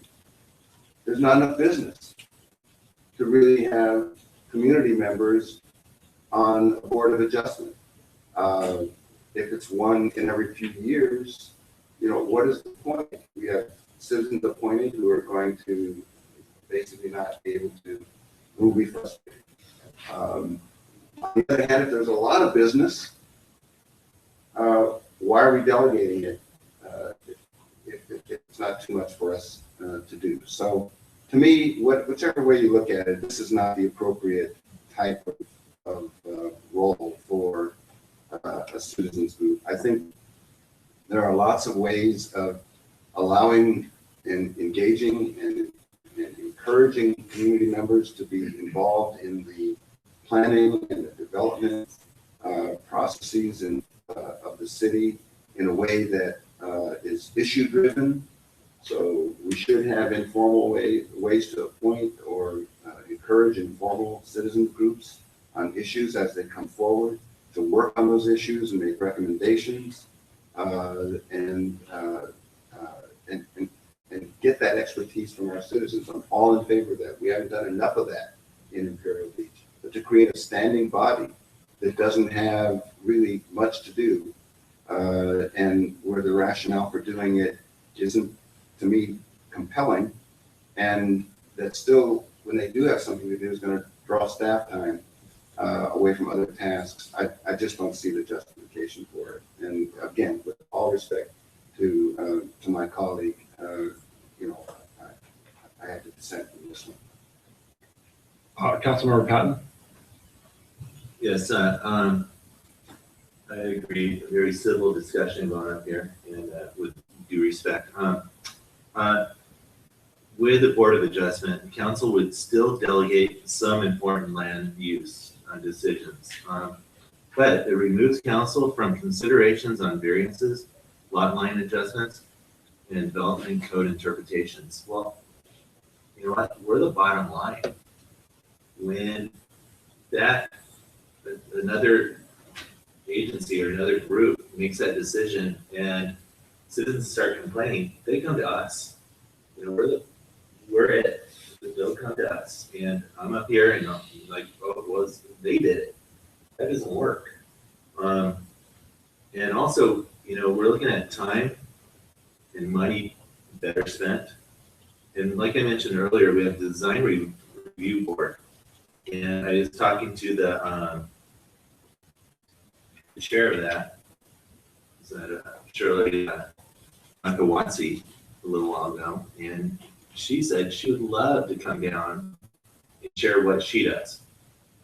Maybe that might be a good idea, to share exactly what she does, and maybe we could solve these problems, because why should there be overlap? And maybe if we could set that up at the next council meeting or following council meeting. And I haven't heard from them for a long time anyway.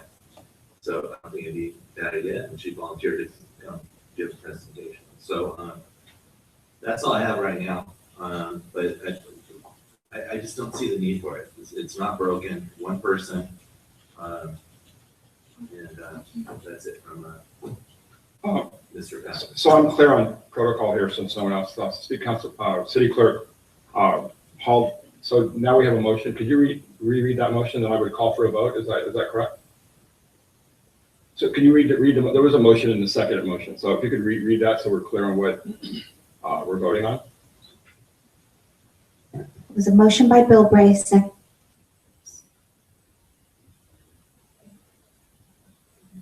motion by Bill Bray, second by Bragg, to form a board of adjustment. And there was specific language that you used. Is that correct? Sorry.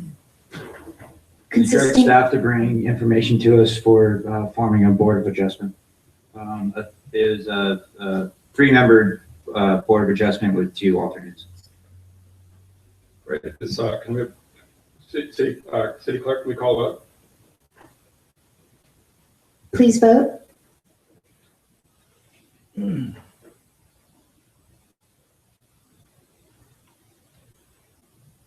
Motion failed by the following votes. Ayes, Bill Bray, Bragg; noes, Dedina, Spriggs, and Patton. Great, thank you. All right, with that,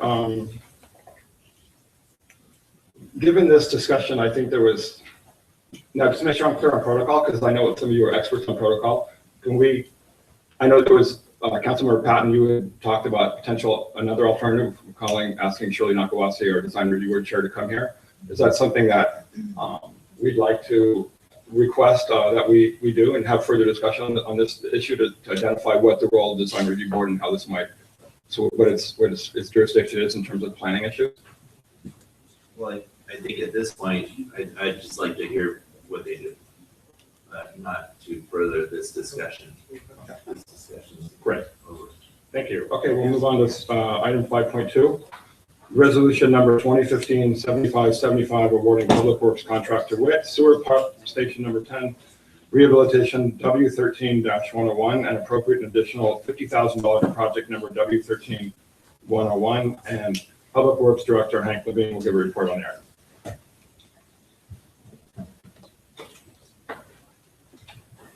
Mayor and council members, we recently advertised a project for the pump station, which is located on the north side of the city, off of Citrus and 9th, to upgrade the facility, improve the wet well and some of the electronics, and extend the life of the project. It's our recommendation that you adopt Resolution 2015-75 to award a contract to Core Constructors at a bid price of $345,200.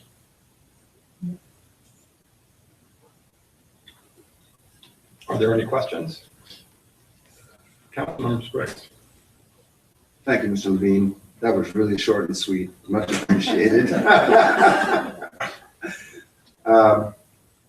Just a couple questions, as usual. Cora Construction, Inc. Do you have sufficient information regarding prior work that they've done, either for Imperial Beach or elsewhere, to be confident that they can get the job done at this bid, which is, reasonably, substantially below the average of the 5 bids? That's the first question. I have a follow-up. Sure. We did check their references and prior jobs they've done. They're a company that's not local.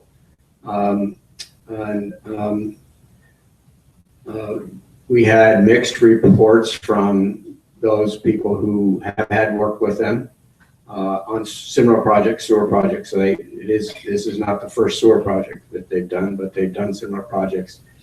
One of the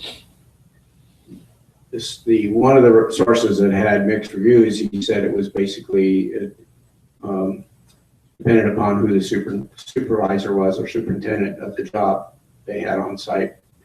But there was nothing that they would to cause us to disqualify this contractor. Their license is good. There's nothing in the small business administration to suggest that there's any issues with them.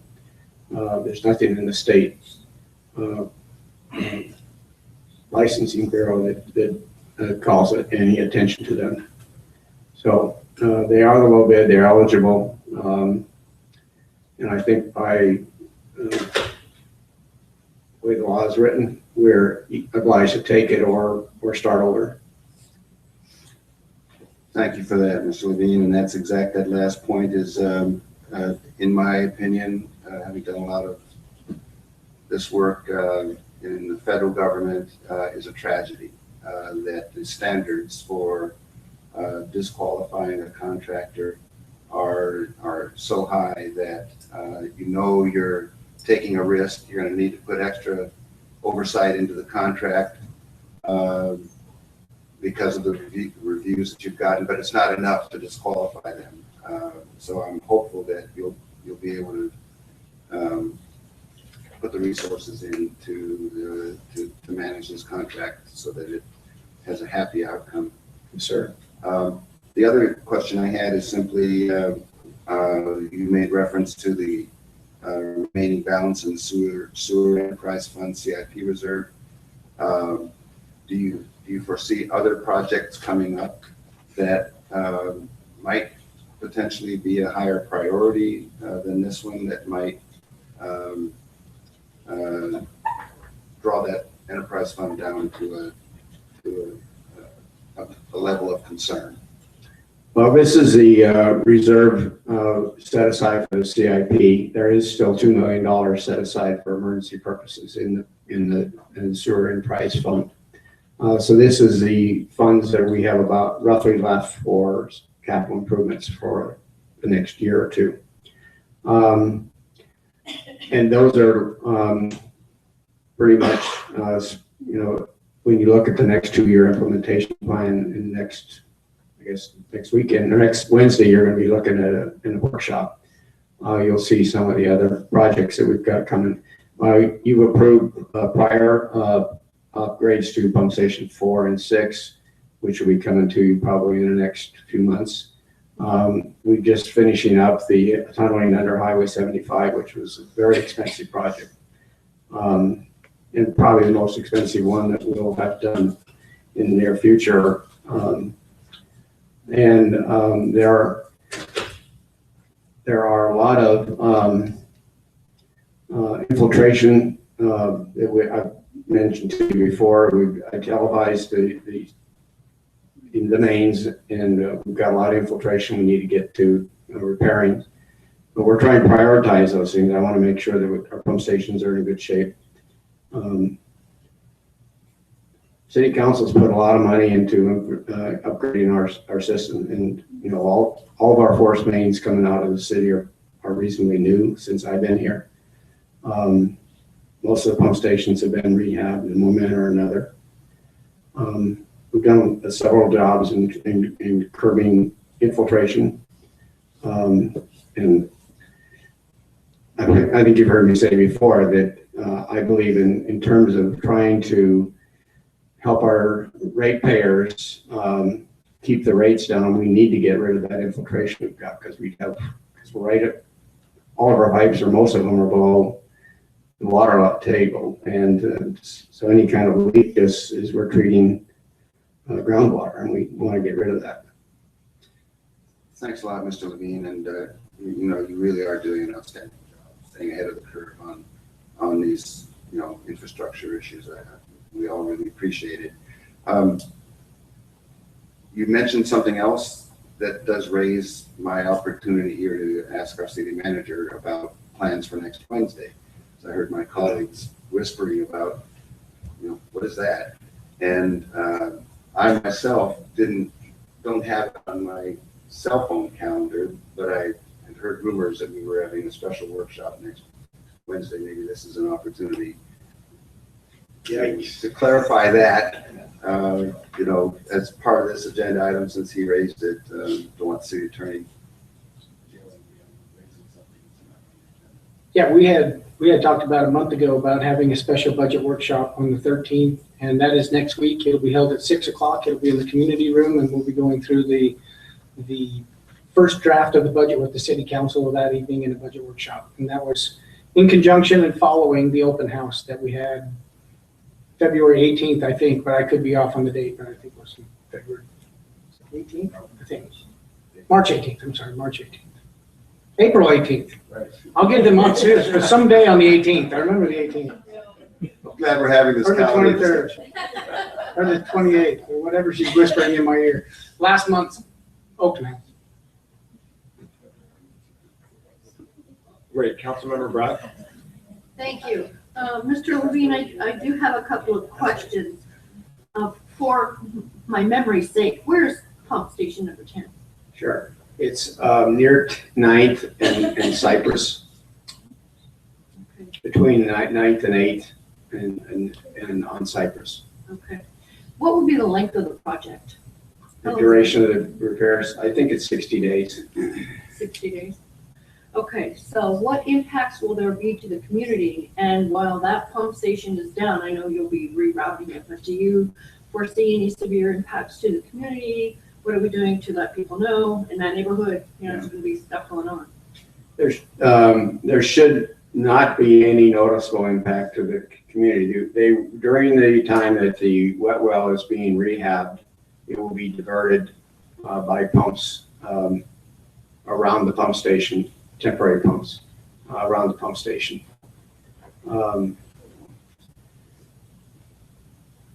don't know what else to tell you. I mean, if we don't have a mistake, it should not have any impact in terms of use of the facilities and the water.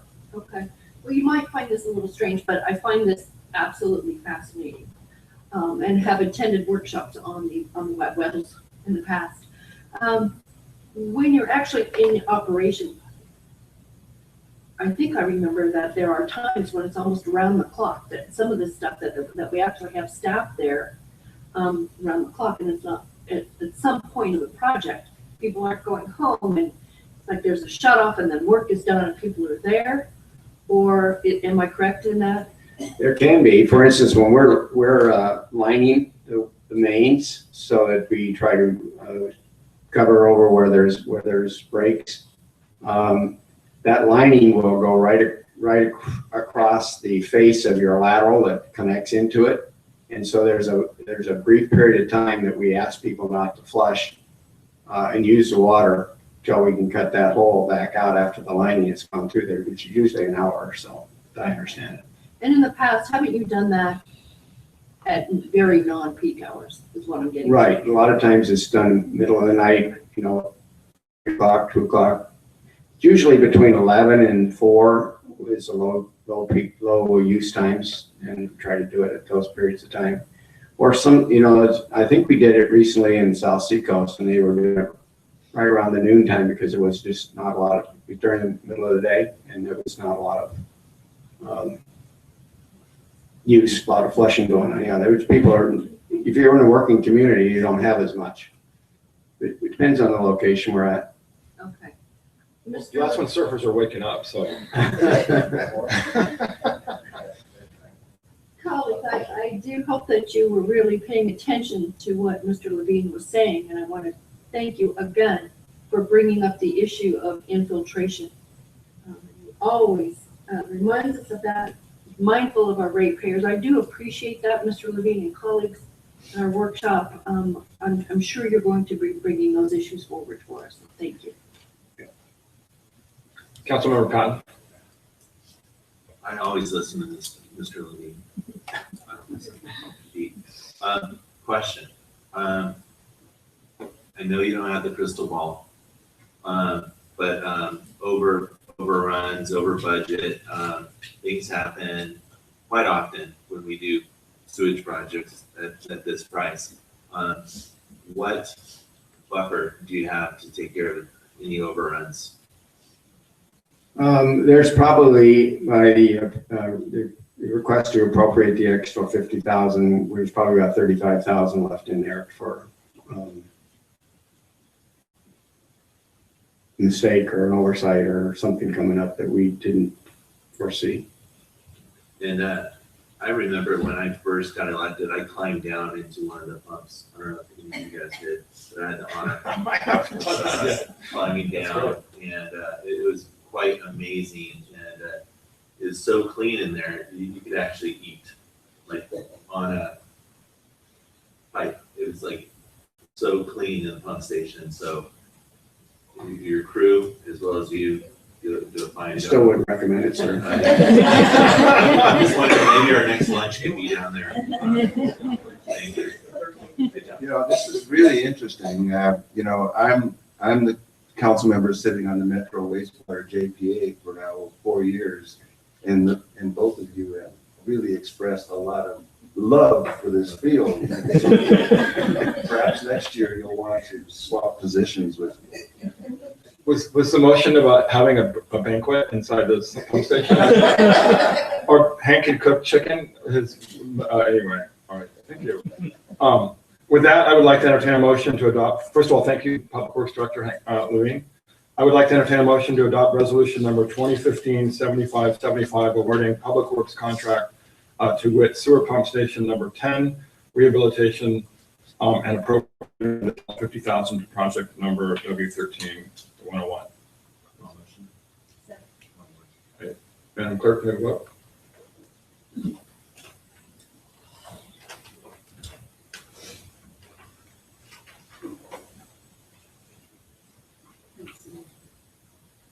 Motion carried unanimously.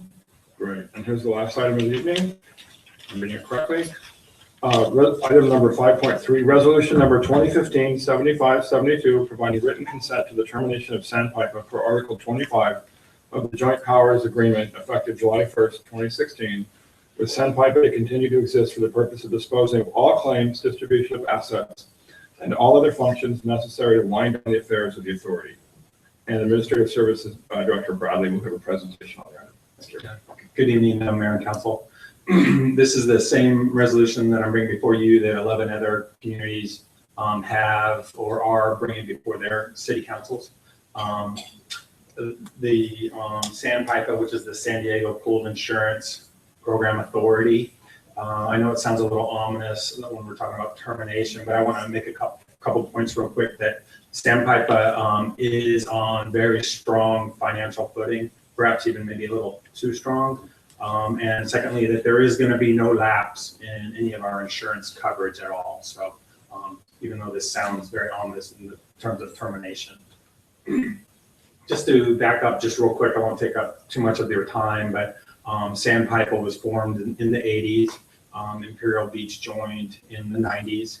And it is a group of San Diego County cities that have come together to share or pool their resources in it to cover for risk. And so there's a layer in which we are pooled our resources, and then above that layer, we have gone out as a group and purchased excess coverage. And so that's been the paradigm for the city of Imperial Beach for many years. It's worked very, very well. The reason that this has all come to a head is that it's actually quite simple, but the program or the general manager for Sandpiper is retiring. And so we were faced with, as board members, what are our alternatives? And of course, we could have gone out and sought another general manager to run Sandpiper. But as we started digging in and looking at the prospects of that, that didn't seem like the best solution. So we started weighing in on what would be other good solutions. And some of the other members had a real, were really eager to perhaps look at alternatives to Sandpiper. And so that kind of started the ball rolling. Through many months of discussions, it came to the conclusion that terminating Sandpiper, going to another insurance paradigm was the best solution. Keep in mind, it takes 3/4 of the 12 to make this happen. The vote was unanimous, we're just one vote, but everyone seems to be on the same page. So the alternative, the immediate alternative is, assuming this resolution is approved by all the councils, is that for the next fiscal year, starting July 1st, which is June 30th is when our current insurance would expire. July 1st, we would as a group go to CSAC, which is another insurance pool, if you will. It's a much larger one. It's California State Association of Counties Excess Insurance Authority. And that's where our workers' compensation insurance is right now. So we're familiar with CSAC. And we would all join as a group, but independently, starting for our next fiscal year, starting July 1st. And that would give us a whole nother year as a city to decide where we would like to go beyond that. During the course of the next 6 years or so, Sandpiper would still exist, as you mentioned in the resolution, to wind down existing claims, make sure we take care of any claims that have not yet come before Sandpiper, and then resolve the excess funds that exist in Sandpiper and redistribute those to the members. So that's it in a nutshell. If you have some questions, we're on here for that. I don't see any. Oh, there we go. Councilmember Brad. Thank you, Mr. Bradley. I do have a couple of questions. What were the other options? And Well, you can answer that question first. What were the other options? Yeah, certainly. Well, the first option was, as you know, to find someone that could fill that general management role. And to be honest, it's such a unique person. She's been around for about 20 years, and to find someone that could do that in this small, it was a single person employment situation, we just felt we couldn't find that person. And we'd be faced with probably the same problem, shortly thereafter. The second was we could have kept the pool and then gone to a third-party administrator or a third-party administration company. And so they could have acted as that general manager and provided the management support and all the ancillary tasks that we were getting from that. And we certainly weighed that option. And then the third option kind of was, let's move on. Like I said, we were one vote, and there were some other members that were really adamant about moving on. Okay. Would you clarify, do the 11 other cities do we all have to agree, or can one vote no? And what happens in that case? To terminate, according to the JPA, it takes three-quarter vote. Okay, so this is good through fiscal year 2016, and then what happens? Yeah, so we'll continue our coverage through 2015, which is the end of June 30th. And from July 1st through 2016, as you just mentioned, we are, as a group, going to go to CSAC. CSAC can get our liability coverage. From then, it's up to us. We'll have to decide if there's remaining with CSAC is where we want to be. I figure this is going to be a very a year of discovery for me and for the city to find out, all right, we've been with Sandpiper for many years. We're now with CSAC, but we're not bound to that. It's a one-year situation. But where do we want to go? What do we want to do? Insurance is interesting. Like right now, you might hear that self-insured word. We're self-insured up to a point, up to $125,000. So any claim that comes before us within that realm, we self-pay or, we self-administer. Beyond that, we get excess insurance. There are different paradigms out there. My last city, we had a $10,000, it's really a deductible, if you will. And so that puts shifts the burden of responsibility from, on the city to the insurance company. So there's just a whole different look and feel on how the claims are administered and such. So that's something we want to address and look at as well. Obviously, it's a financial decision, right? So in this year of discovery, will you be making reports back to us periodically? I'm sure you're really going to be watching this, as the rest of us are too. It's mid-May, so this was kind of a rapid decision. Yeah, absolutely. We're going to be making reports. I'm already gathering information about what the contents of those reports will be and what's out there. There's not a lot of options for us when it comes to this field, but it was a rapid decision, like you said, from May and go forward. I'll be honest with you, we've been discussing it for some time. Had you sat in those Sandpiper board meetings, you would have been probably a little bit as frustrated as I was. It just felt like they were going round and round. The last thing I wanted to do was come before you with some knee-jerk opinions that were coming out. Now I know where we're headed. It took us some time to get here, and there was a lot of sweat. Well, we appreciate your patience. Thank you. Councilmember Sprigg. Just one quick question, and thanks for the report. It's very clear. Do we have much of a claims history? And could you describe that a little bit? And because that's one of the other factors that would, over time, that would, lead us to conclude whether we should self-insure at a higher or lower amount. Yeah, 100%, you hit the nail on the head. We've been very, very fortunate at the city of Imperial Beach, or we've had staff and the city that has followed direction of insurance advisors, and we have not had a large claim history. And the claims that we've experienced over the course of the year have been rather minor and small. Something happened to a vehicle, one of our vehicles scratches another vehicle and whatnot. So, the numbers have been anywhere from a total during the course of the year of $15,000 to $30,000 a year. So you can see that that's relatively small, and we never even came close to the $125,000 self-insurance retention level. And you're exactly right; that becomes a financial decision. Why would we lower you know, if the claims are around $2,000-3,000, why would we lower that deductible down to 10 and pay a higher premium, right? Because that's what you would have to do. Why would we do that if all those claims are going below there anyway? So financially, it doesn't make sense to go down that route. But I'm going to be bringing those analysis to you, and we'll discuss that more. There's some other side to it, sleeping at night, you know, not having to worry. What if we got $425,000 claims in a row, you know? So there's some of that, but just right now, there's not that that silver lining. Let's go that direction. I'm real comfortable with CSAC because of our workers' comp relationship, and we'll discover more over the next year. City Manager Randy Hall.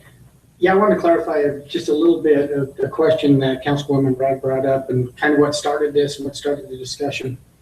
Even though it takes 3/4 of the city to eliminate the JPA, what really started was that the city of Chula Vista has decided to go another direction.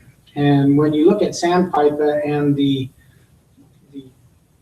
size of Sandpiper, if you remove the Chula Vista from that group, our pool became so small that at some point we were going to have challenges making sure that we had enough operating capital just to keep a person.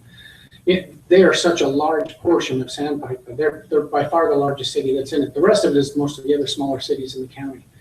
And so even though it takes 3/4 of the vote, Chula Vista is about 40% of Sandpiper. And when they decided they were going to go another direction, we really had to take a hard look at whether or not it made sense for the other cities to stay together. And financially, it probably didn't make sense for the other cities to stay together without Chula Vista in the mix.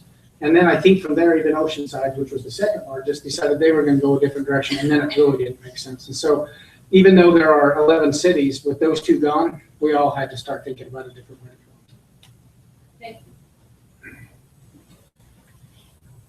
Great, thank you. And also it's refreshing to see government agencies actually decide to do something that's based on common sense and saving taxpayers money and really not hiring people when they don't need to. So especially in an odd one-person shop. So thank you for working on that. I'm sure it wasn't easy getting all those heads into one room making decisions. So thank you. So I'd like to entertain a motion to adopt resolution number 2015-7572, providing written consent to the termination of Sandpiper for Article 25 of the Joint Powers Agreement effective July 1, 2016, with Sandpiper to continue to exist for the purpose of disposing of all claims, distribution of assets, and all other functions necessary to wind down the affairs of the authority. With a motion. Yeah. And please vote.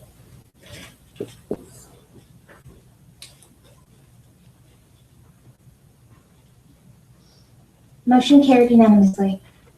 I know this is our favorite part of the meeting. I adjourn. We're going to adjourn the meeting. And now I need to call you over to the closed session, right? And I would like to call the closed session meeting to order. Madam Clerk, please take roll. Councilmember Patton. Here. Councilmember Bragg. Here. Councilmember Spriggs. Here. Mayor Pro Tem Bilbray. Here. Mayor Dedina. Here. Thanks everyone for coming.